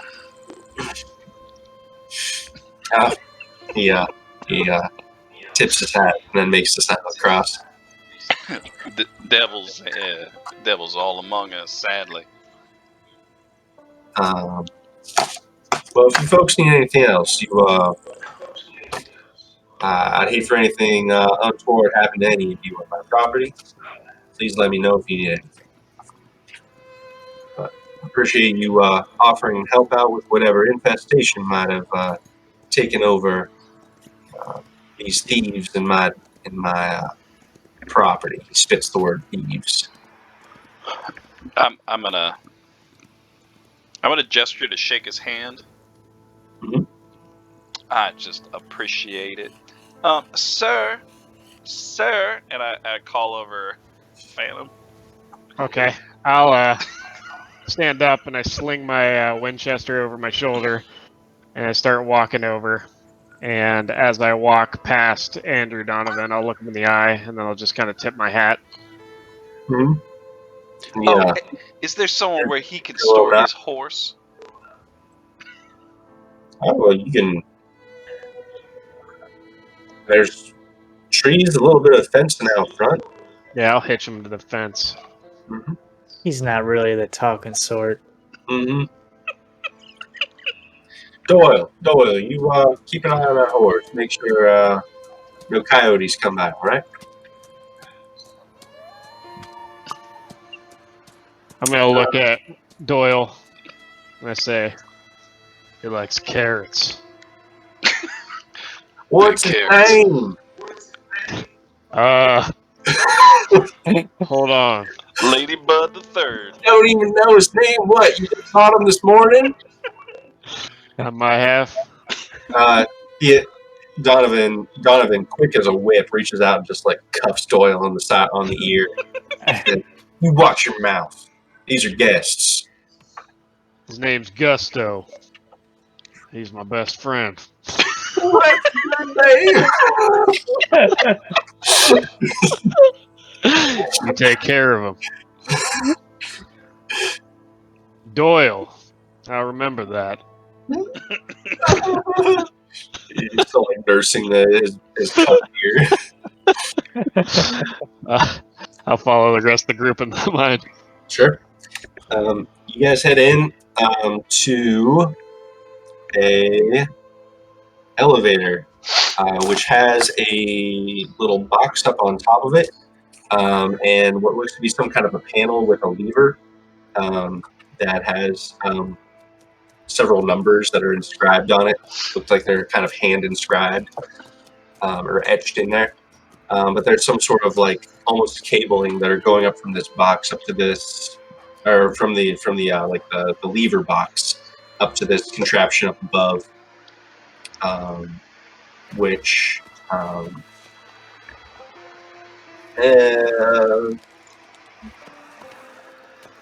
Phoebe, you roll your common knowledge.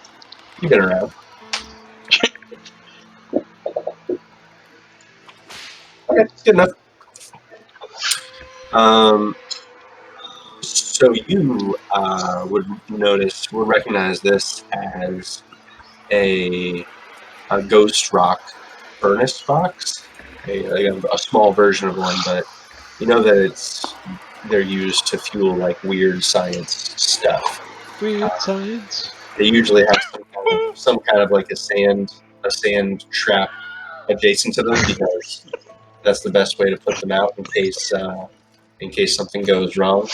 Because ghost rock burns at like 1,500 degrees Fahrenheit. Mm-hmm. So in case it ever has a meltdown or something, there's usually some sort of like a sand contraption above it to flood the box with sand. But yeah, you're looking at some sort of ghost rock fueled elevator. Alright, I'll punch the 6. All right. The elevator lets out a creaking moan and starts to drop down into the earth as the rock walls begin to slide past you guys. This is very much Just playing in the elevator. Teenage Mutant Ninja Turtles elevator, just sort of slowly with open walls, just slowly like dropping down through the earth.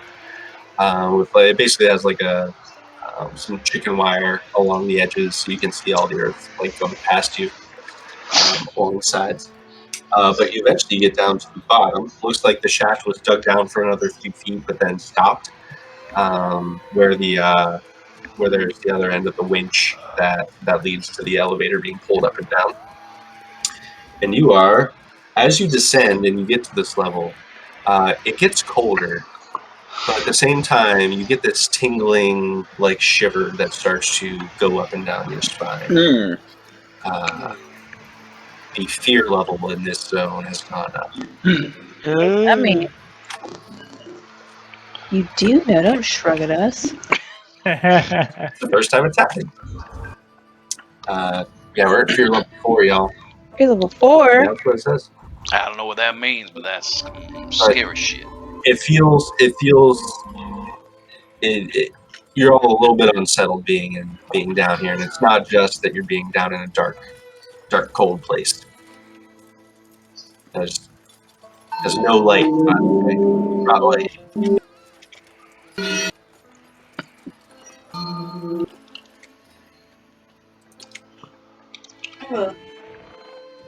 Lantern. Fire for lantern. Oh yeah, I would do that too. All right. So, as you guys are traveling on, we're getting there. As you're traveling down in this lower level of the mind, you hear scrabbling every once in a while. You don't see any signs of light, but without actually going through the motions of traveling through these tunnels, we're just going to get you to your eventual destination because it's getting up in time. You open up into a chamber,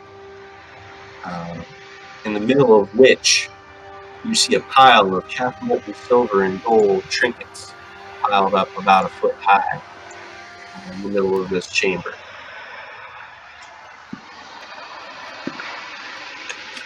Chamber is probably about 40 feet wide.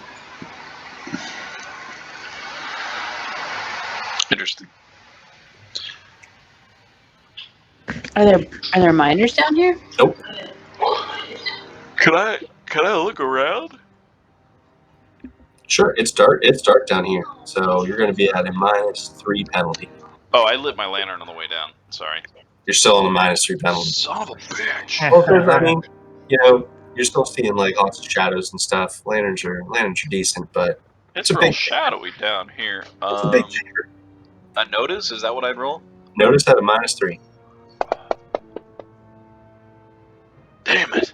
Yeah, It's real dark down here. I mean, it's dark. You see the walls, but you can't make out much. There it is. There it is. Keep going. Blammo. You notice that there are a couple of chambers, passageways that kind of go out further along the sides. There's sort of recesses, dark recesses, which you assume are going to be like alcoves or passageways that lead out from here. You also notice that the ground here seems to have been dug recently. Like, there's a lot of rock around. Mine. It's a 2. I'm going to pull out my hickory stick. Just ready. Jim kind of walks up towards the pile of gold, and he kind of raises his voice a little bit, and he goes, "Wow, look at this giant pile of gold. Sure hope nobody stops me from taking any of it." I'm gonna cock my rifle. So you're walking up towards the gold? Yeah, like he's not standing next to the gold, but he's just kind of like approaching towards the gold and shouting off into the cave. Sure. So as you do that, you with your notice roll from before, Phantom, you actually hear the sound of some movement, some light footsteps coming through. Sorry. Nope, not that. Sorry. Just from the passages off to the side. You assume someone's approaching at Jim walking into the chamber. Jim, however, the ground begins to rumble. And wait a minute. Feeling some cards. Open.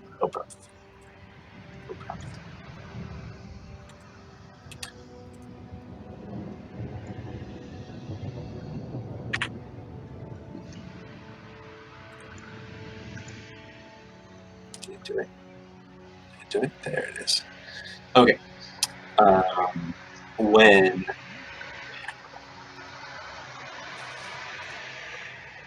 all of a sudden the ground underneath the treasure erupts, and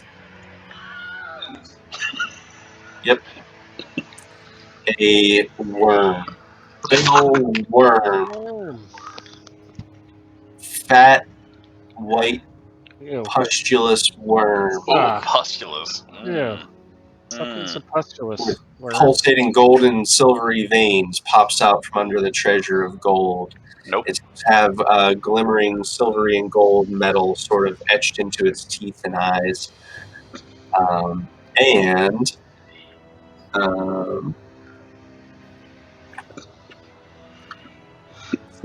it's going to open up with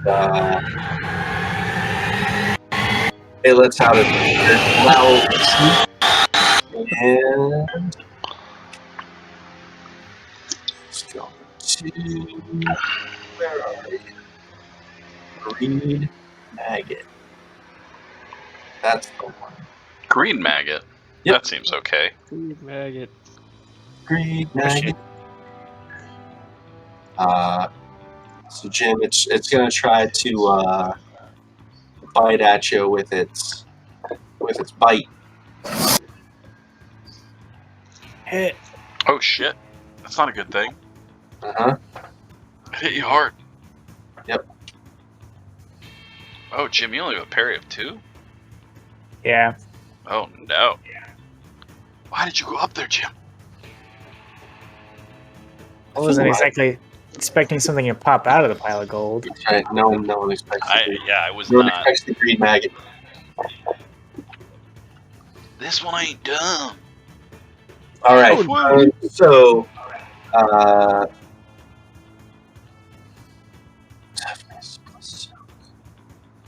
if you would like to spend a Benny to try to soak this hit, you may do so. Because otherwise, it looks like you're going to be shaken and take a wound because it got Yeah. a Baby raise. Jesus. Spend that Benny. So you can do this. Ooh, I have a cheat sheet. I prepared. So when you take damage, wild cards may soak damage. Soak roll cost a Benny. You make a vigor check. Each success removes one wound, and each raise removes one wound as it happens. So go ahead and roll your vigor. Vigor. Oh, vigor. Oh, Yeah. this seems good. Okay. Yeah. So you remove the So. Not so. yes. So you got a 10 on your soak. Yes, you soaked everything, and because you soaked the wound, you don't take the staggered or the shaken condition either. Super soaker. Yeah. So basically, soak rolls are good because you don't take the shaken either, which is really nice. So I'm going to apply that. So it bites at you. How does your Benny? What's that look like when this thing clearly has a bead on you? So the worm kind of comes in and goes to bite him, and he just like twists and like whips off his jacket in one smooth motion and kind of rolls away. And so the worm just clenches onto his jacket, but Jim has kind of rolled back with just his vest on. Nice. All right, that was kind of a surprise round. So with that, we are going to deal some action cards. Do it. Oh, someone got an ace. Ace in the hole. All right. Ugh. So the Preacher. two miners are going to, oops, which miner? That miner. Two miners are going to come out of the side ones, and they are wielding kind of improvised mining tools, shovels, and picks, and both of them are going to come at you, Jim. Uh-oh.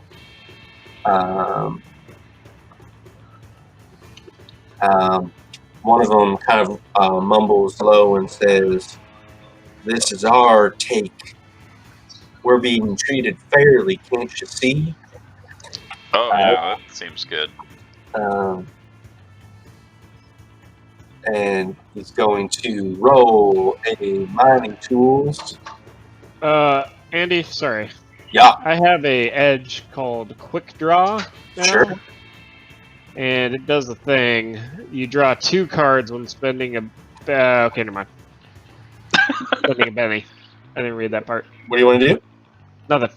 You can Absolutely nothing.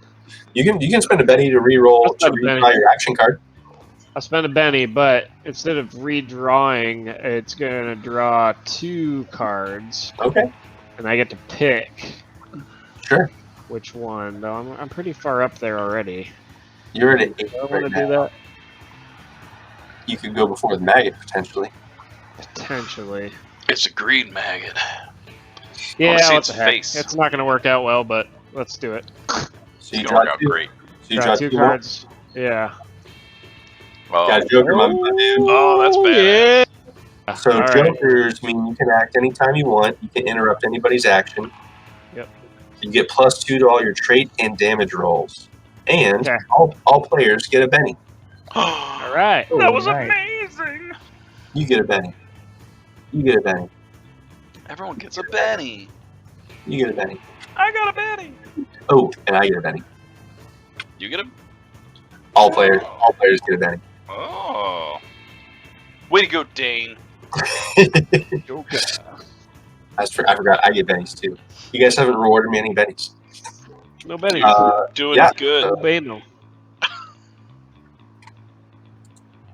All right. Shoot him in the back, Dane. I mean, only if you want to. I'm gonna hold on because I can interrupt stuff. Oh, Hold. You're gonna hold. I'm gonna. Hold. Well, no, I'm Okay. gonna. I'm not gonna take my turn yet. So I'll let that miner go. Sure. It's going. Cool. So yeah, the miner looks like the miners are both going to. Two of the miners are coming out of the sides, and they're both rushing at Honest Jim. Honest Jim, you're going to get ganged up on him, so they're going to start getting some bonuses against Ooh. to attack. Ooh. I will interrupt that. Alright. On second thought. I'm gonna shoot a miner. And so, if you ever wanted to take multi actions, you can do that. So you can take up to 3 actions. For every action past the first, it's -2 to all your actions for the round. So you could take up to 3 shots. Yeah. Okay. Or -4 You know to all your shots. I'm feeling lucky. What the hell? Yeah. But your Joker gives you +2 to all your rolls too. So I too Right. like to live dangerously. So you can roll twice at -2 to both your shots, or roll 3 times with -4 to all 3 of your shots. I'll roll twice at -2 Okay. at the 2 miners. Sure. So I need to do. Do I need to add anything to my modifier for the Joker? I don't know. We're gonna find out. Yeah, I don't know. Well, it'll tell us. We can do I'm the gonna math afterwards. shoot. Here's some math. Oh, Oh dang! keep going. Explosion. yeah. So you got the Joker bonus. Encumbered. Oh, because I am carrying a saddle, which should not technically be on my horse. Carrying your horse. We can fix that. All right. There So we yeah, go. you hit it with a raise. So a raise means you get to roll an extra d6 for your damage, I believe. Ooh. Nice. All right, so Come out. this is with my rifle, my Winchester nicely 73. Nicely polished Winchester 73. Oh! Look out. Here we go. Look out. All right, 15 damage. Mm-hmm. So yeah, your first shot, you get 8, 12. So you get 2 raises on this guy, and he's an extra. So he just goes down in a heap, end over end. I'm gonna Second take shot. my second shot here. Oh Ooh. no. Oh, Oh no. Critical failure. it failed. Go ahead. So I'll say as you're shooting the second time, the worm kind of slams into the ground, shaking the entire chasm, making you kind of stumble a bit. Your rifle kind of flies up and shoots in the ceiling, and rocks start to fall. Rocks start to crumble down from the ceiling. I need Phantom. Why don't you make me an agility roll? Oh, Right. Phantom, you got this. Explode it. Yeah, Double keep it explode going. it. Keep it going. Nice. Nice. So yeah, rocks start to fall where you were standing. You kind of combat roll out of the way and dodge off to the side. Okay. But me. so that one of miner's gone. So get out of here, miner. The other miner is going to take its mining tools attack against Honest Jim. Come on, Jimbo. Jimbo. Yes. Yeah. Yes, although he is going to get a +1 Whoa. because he's improvised. It has a little bit of a gang up bonus, but it doesn't matter. Next up is the green maggot again. Oh no. Mm-hmm. The greed maggot's going to. Oops, I basically lost my thing.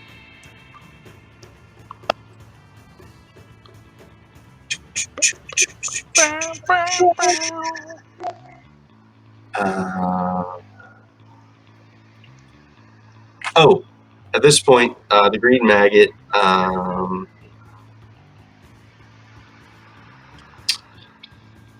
rears up into the air and roars. Yeah.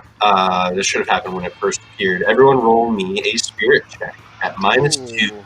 Oh, You're a man, -2. not good. As this is a Not fear good. check. Some creatures in the land, you instantly roll fear checks. What Thank you, spirit? Joker. I'm a spiritual man. Uh-huh. You got night terrors on this, Jim. Oh no! What Terrors. does that mean? It's cause that spirit from the Boyle's Book of Games has been talking to you in your dreams. Oh no! And night terrors. All right, everyone. So we got Phoebe and Phantom both failed your fear checks. So we are gonna go up here. Both y'all roll a d20 plus 2, please. No reason. I'm sure it's gonna be fine. That seems bad. 4 for 4. you. That also seems pretty bad. So Phoebe, you're considered distracted Mm. by this, and Phantom, you are considered vulnerable Oh no. until the end of your next turn.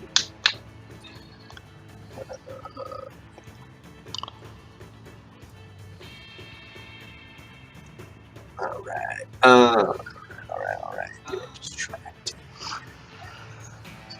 Okay, so it does that, and it is once more going to attempt to bite down on Honest Jim. Honest Jim, no. Huge Honest mistake. Jim. Oh, thank All God. right. It slams down towards you, but you dodge out of the way. Phoebe, you're up. This thing is shaking you a little bit. You're having trouble. Uh-huh. You're having trouble keeping your hand steady. I'm gonna shoot it. Wits. Your hoits. I shoot it. Wits. You may try. Do it. Good roll.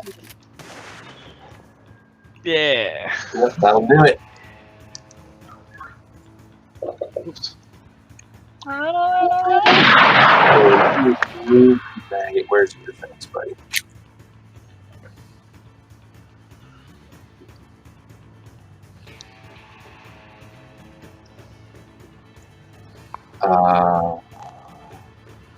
So you shoot this thing, and your bullet does not penetrate its tough hide, No. as its toughness Ricochet. exceeds 5, Oh no. so you're unable to damage it. Can I hide? I think Or that's shooting that? its own action, yeah. Okay. Alright. Yep. All right, Honest Jim. Yeah, so Honest Jim's gonna like, oh shit, and just like kind of scramble towards the back of the group. Scramble boy.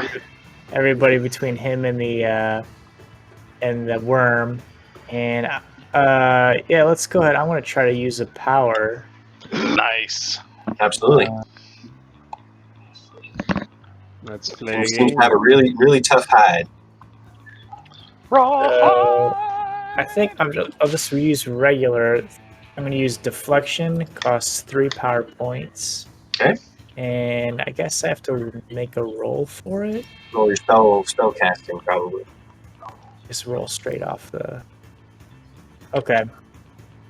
So it says duration 5. 5 of what? I don't know, but duration 5. Turns. And once cast, foes must subtract 2 from attack rolls directed at the user.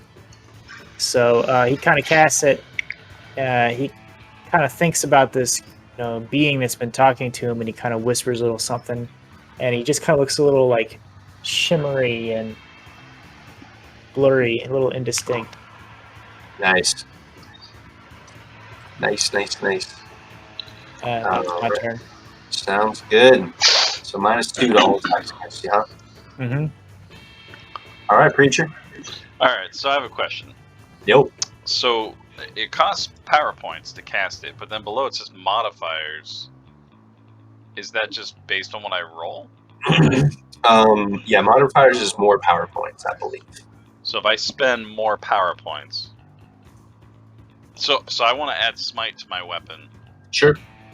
but I want to get armor piercing. It says +1 to +3. So if I spend my 2 points to cast it and then 3 more, so 5 altogether. Is that how it works? Modifiers.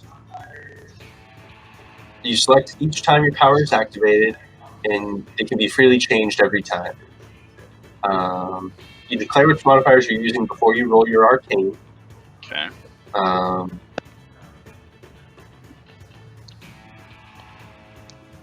The number in parentheses is the price and additional power points it costs to add the effect.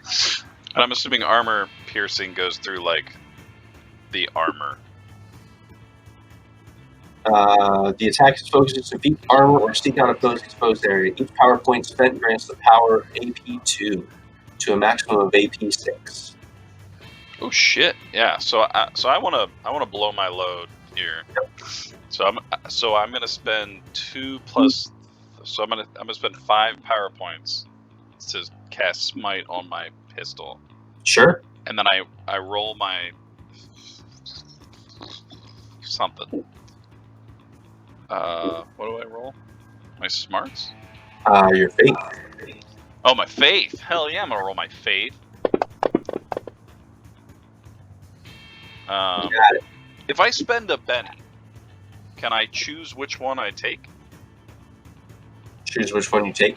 Like if I roll again and it's shittier, can I take the other one? I think you'd take. I don't know. All right. Well, we'll leave. I succeeded, so I don't care. I don't know. So I spent 5 power points. Okay. I'm gonna document my Powerpuff Girls. Okay. And then so as I pull my pistol out of my preacher trench coat, my arm starts to glow slightly, and then there's runes that appear on the pistol itself, and I fire one shot at this giant worm. Just like. Oh, nice. Nice. So you can get to shoot as part of the smite power. I have no idea. So if I have to take minus points for the shoot. So I think that would be the multi-action. So you'd be one action would be your spell, which you succeed. So then you would have -2 on your shot for the. Okay, I'm gonna do it. I don't care. I'm gonna do it. How do I do it? This one. Damn it. 2. Nope. Can I spend a Benny? Sure. I want to spend a Benny. Still a -2.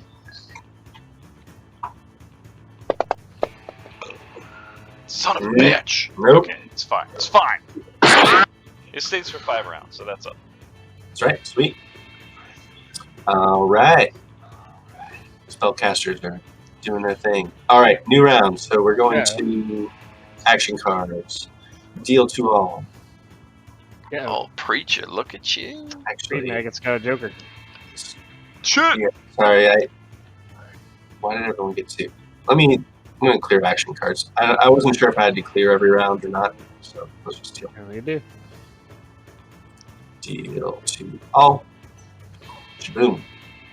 Oh, preacher. All right. Green Maggot's up first.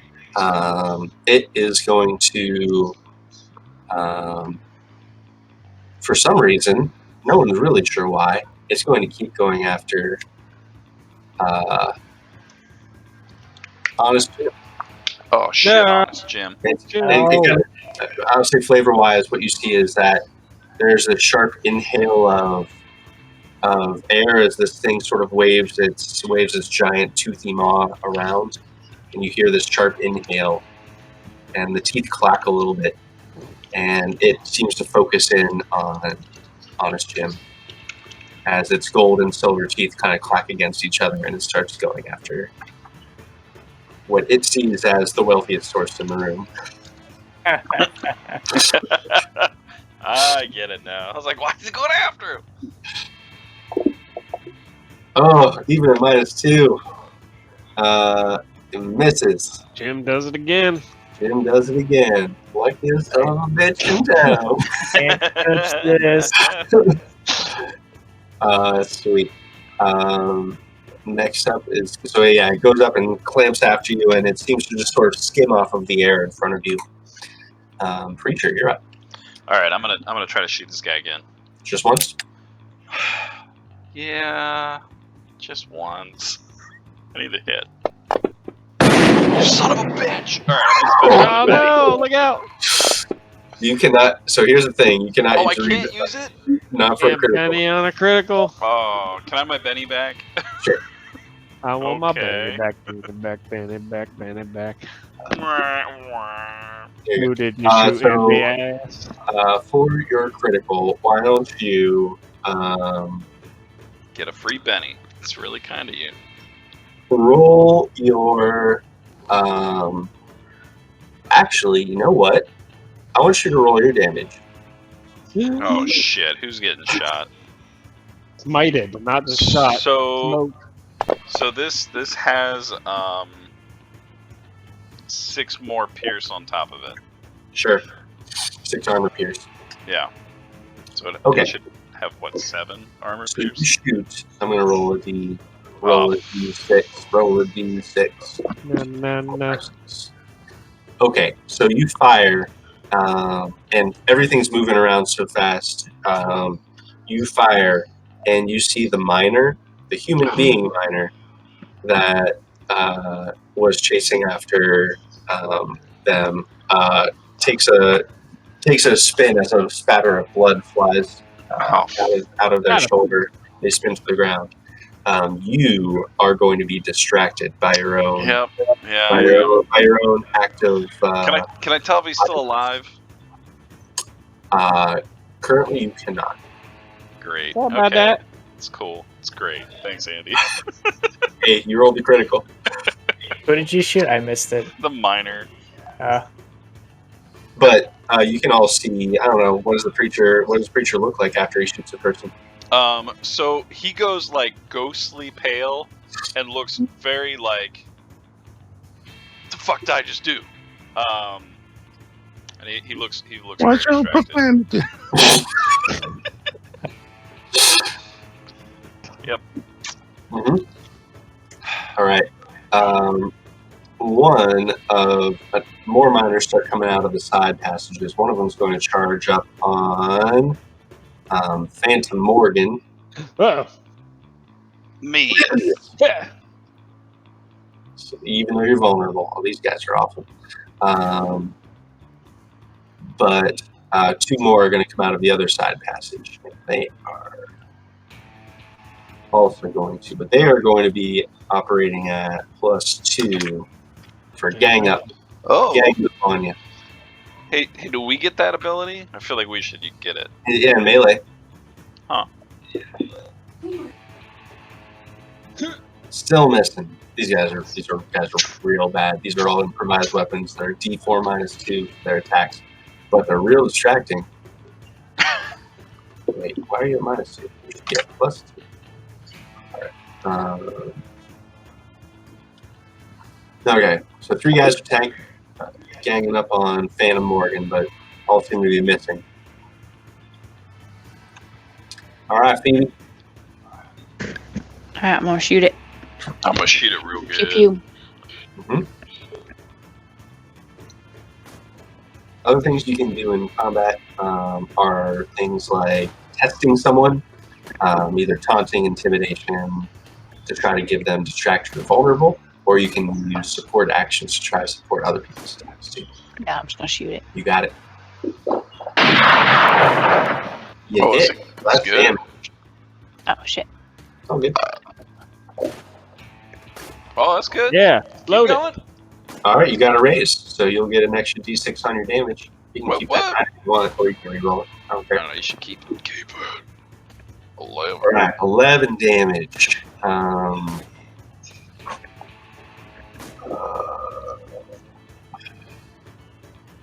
So if you actually roll onto the dude, I mean next time, Oh, okay.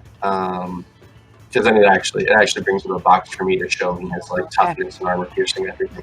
Oh, that's cool. You know, armor That's piercing on your cool. rifle. It should stay under your weapons page. Bing.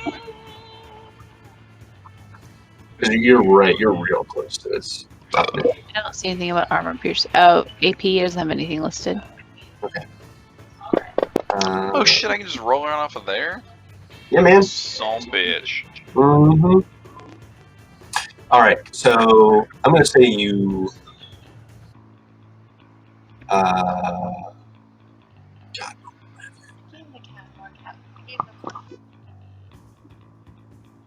Yeah, it's still not enough to get through its armor. Right on, it's Jim. So you have to roll what higher than the toughness to actually deal damage. Mm-hmm. And so far, 11 doesn't cut it. Oh shit! Mm-hmm. I have a modifier for one of mine that does armor piercing. Does that just lower the toughness effectively? Uh-huh. I think it just Okay. ignores toughness. Okay, because it says like it has armor piercing 2 for each 1 additional power point. So For the smite ability. okay. Yeah, I think it took that one too. That's what he just cast on his gun. Yep. Okay. So I guess yeah. So the worm's kind of up in Jim's face, and he kind of like pretends to look all panicked and just like throws like a handful of cards Mm-hmm. at the creature, but one of them's a little glowing and magical.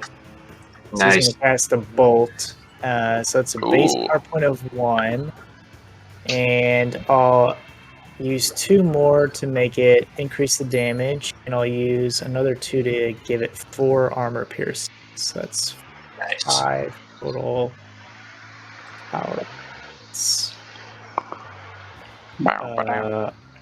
Roll this. That's good. That's good. You got a raise. All right. Oh, an extra D6 of damage. Okay. Oh, sweet. So that's so because I did the plus damage, and it's 4d6 with the raise. Ooh.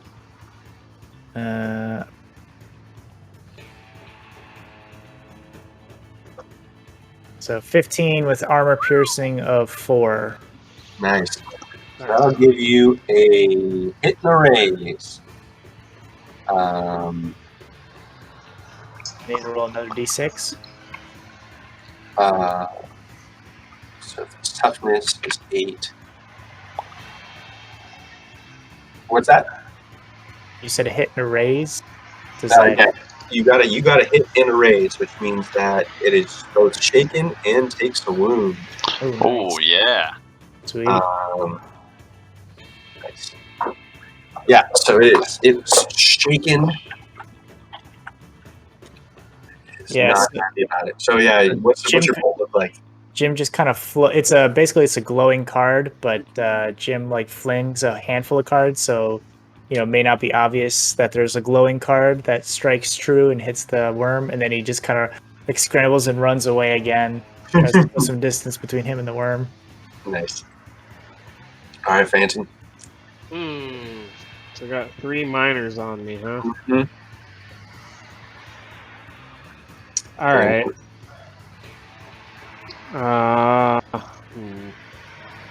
So you can attack out of melee. I'm going to say it's you're going to be at a -2 to attack outside of melee right now. I guess I'm gonna deck these guys. Mm-hmm. And I would say even to shoot these guys, if you want, you're probably at like a +2 to shoot them because they're point blank. Okay. Well then, I will shoot them thrice. 3 of them. I'll shoot all 3 of them. So I'll take a minus. -2 to each one? Because it would be -4, but then +2 because they're point blank. Okay. So I don't know if that's how the rules actually work, but that's what I'm saying for right now. Oops, sorry. Listen to that.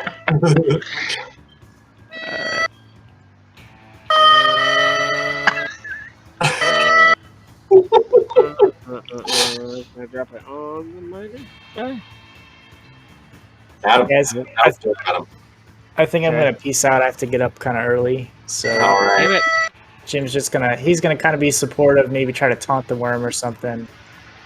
Nice. Help everybody else out. We could. Good night. Good night. Good night, Chris. second guy. Oh, there. Yeah.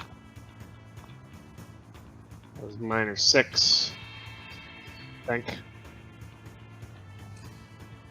I just dropped damage on him. Yep.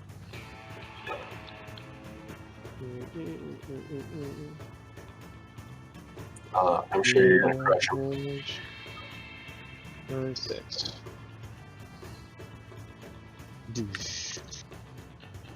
Yeah, he's gonzo. Okay. And then I'll shoot the last one.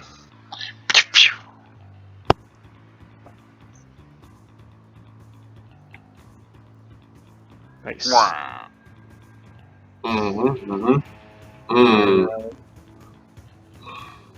Do the damage. Do damage. Oh. That hurts you. I got him. Nice. Love that it's like 3 words! Exclamation point. Wounds. 3 wounds. Because since these guys are extra, I'm just saying your hits are basically just get them. All right.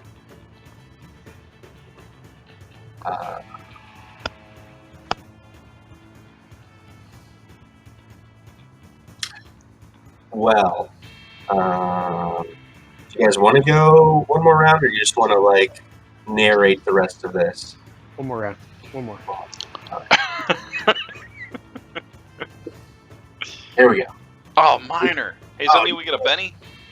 I mean, if anyone would like to do a Benny, to draw another card. Oh, yeah, I'll do it. Everyone, you know, it already gave everyone a Benny, actually. Oh, that's cool. I'll do it. Oh, yeah, it did. Look at that. I used my Benny. Nice. Draw me another card. So 2 cards. It's a quick 2 draw. more cards. So, Phantomori. Click to deal. Click to deal. I'll take a king. Nice. So miners, I'm actually going to have them be ready to interrupt. All right. Go ahead, Phantom. In that case, I'm gonna shoot. You see more miners piling out. There are now total 5 miners in the chamber. I'm gonna shoot at the greed maggot. All right. You do notice this thing has a tough hide. Yeah, The person able to hurt it so far has been Jim. Jimbo. Oh, that's good. How about that though? Exploded on both. Oh, dang it. Still Sorry, you got a raise. Oh, yeah. Good that raise. Did I hit him? Extra D6 damage. What happens if you're holding your damage and you right click? Does it add that D6? I don't know. No, it gives it another of that particular die. It might be weapon specific. It might actually be something other than D6. I don't know. I got 3 D8s now. Is that... Should I do that? Or should I just do a few D8s and then roll it to D6? Raise damage D6. Okay. Well, drop this so on him? by the modifier, there's a little like D6 that says plus that you can click on. I don't know if that actually does it.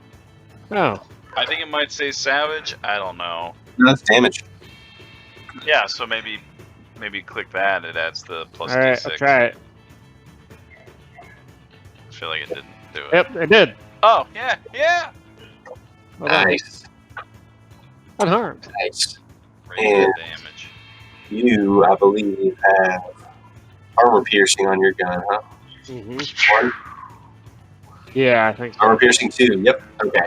So you are able to greed maggot.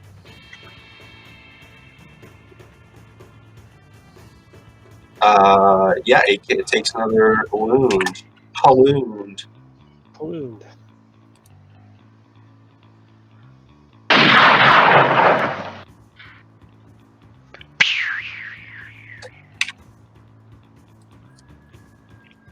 All right. Oh, it's looking rough, guys. It's starting to get wounded. Shit. Andy, I'd like to Watch your profanity. do either a faith roll or like a spirit check to see if See if I actually do anything this round. I want to self-impose a penalty to myself. Sure. I would say that given your hindrances, I think if you can probably do stuff other than like make sure that that guy's okay. But I would say at least part of your actions are going to have to be other than suffering some character penalties. All right. Well then, I'll take a extra action, if you will. So my first action, I'll run over and see if I killed that guy. That dude is not dead, but he is very wounded. Okay, I'm gonna try to like staunch the bleeding with one hand, Mhm. and I'm gonna kind of shout back to Phantom. I'm gonna need you to finish this guy off, and then I'm gonna pop another shot at a minus what, 2? Mm-hmm. Okay. Watch your profanities. Can I roll it on the thing? Right on the green magnet. Sure can. Son of a bitch. All right. You can use a Benny. Yeah, Use a I'm gonna Benny. use a Benny. Benny, yes. Where did the maggot go? I don't. Oh, there it is. Yes! Do it! Okay. So. What? It's got. So this has +2 damage and then +6 more piercing. Shit. I should have just fucking rolled it on the thing, and I didn't, and I'm sorry. But that has 7 piercing altogether, and 2 more damage, so it's a 13 damage. Nice. 13 damage. All right. So What's it look like? so as I'm like staunching the wound, I just like turn around and like that the runes that are glowing on the actual gun like pulsate for a moment, and then you see the bullet actually like explode out with like a the light white, and then it like shoots through the maggot. And go ahead and roll your healing power as well. I assume you took healing, right? I did take a healing power. That could be your first action, is healing this dude. Yeah, I'm gonna do that. Powers, healing. Ugh, I feel like that's bad. I feel like that's real bad.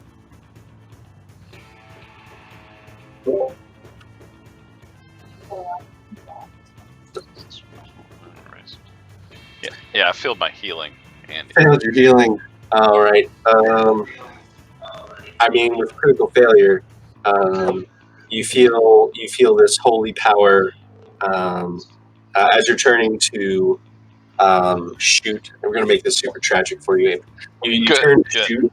You turn to shoot at this thing. You see this bullet fire through this maggot as it falls over dead, and you feel this holy. While you're turning, you feel this holy burst of power going out of your other hand that's down on the guy on the ground. Good. And as you turn to look back to see what was happening, Good. you realize that your hand had actually like lifted off of the guy as you leaned over to shoot the maggot, so you weren't actually touching him. And whatever good. holy power, as the man slips into death because you're unable to heal him. That totally makes sense. Critical failure. Oh, they're fun. They happen a lot. But with that, the other men that were in here, people, there's some women down here too, with their mining tools, shake their heads and seem to be shaking out of some kind of a stupor.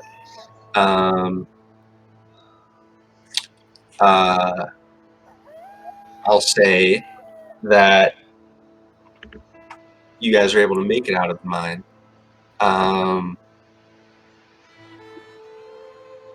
Is anyone... I'd like to keep playing Savage Worlds because this has been a lot of fun. Yeah, it was fun. This was meant to be just sort of like a one-time thing. You guys are welcome to keep your characters and keep them going or alter them a little bit. But is there anyone who for sure is not keeping their characters for the next time? mean, I kind of like Preacher. I'm not gonna lie. So I like Phantom, but no, I'm not gonna keep him. All right. So here's what happens. We're Fam's we're dead. gonna narrate. I was planning on doing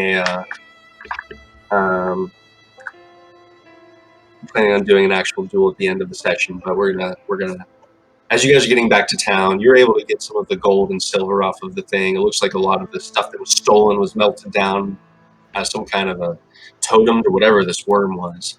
But as you get back to town, you hear a voice calling back behind you on the road you just walked down. You know it was an abandoned road. You hear a gravelly voice saying, "What's Phantom's real name?" Thomas Morgan. Thomas Morgan. You've got a bounty to collect.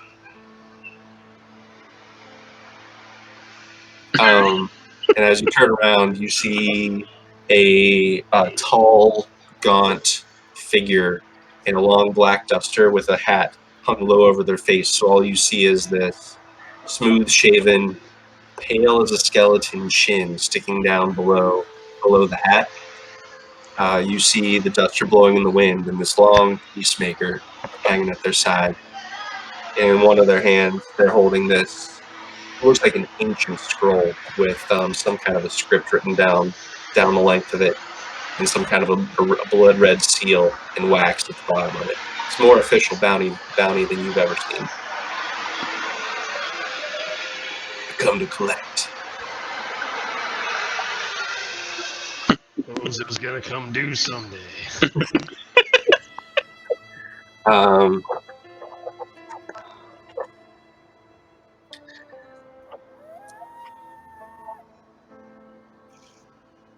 the figure tilts up their hat a little bit, and you see just the glint of these sunken eyes looking at you, pale underneath the brim.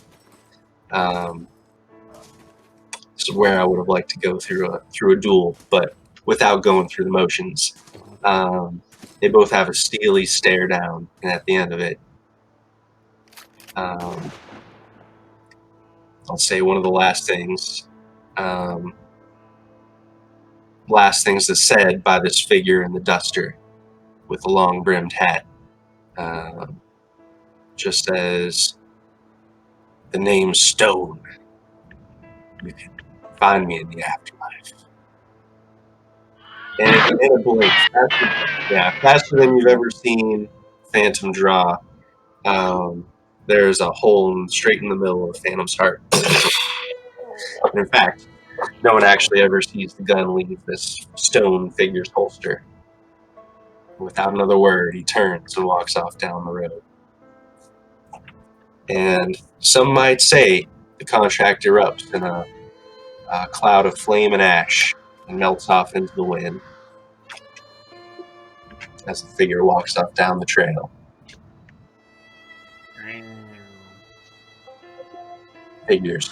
Mysterious figure Stone wanders off. Probably one other thing you would have said. I had all this thought out, but I didn't write it down. Very cool. One other thing he would have said while you're in the middle of your stare down, he would have said something like, "Name's Stone. Someone thinks you're here for important reasons and needs you taken out. Oh. And it's my job to see you never meet those reasons." Wow. And that's a little Deadlands.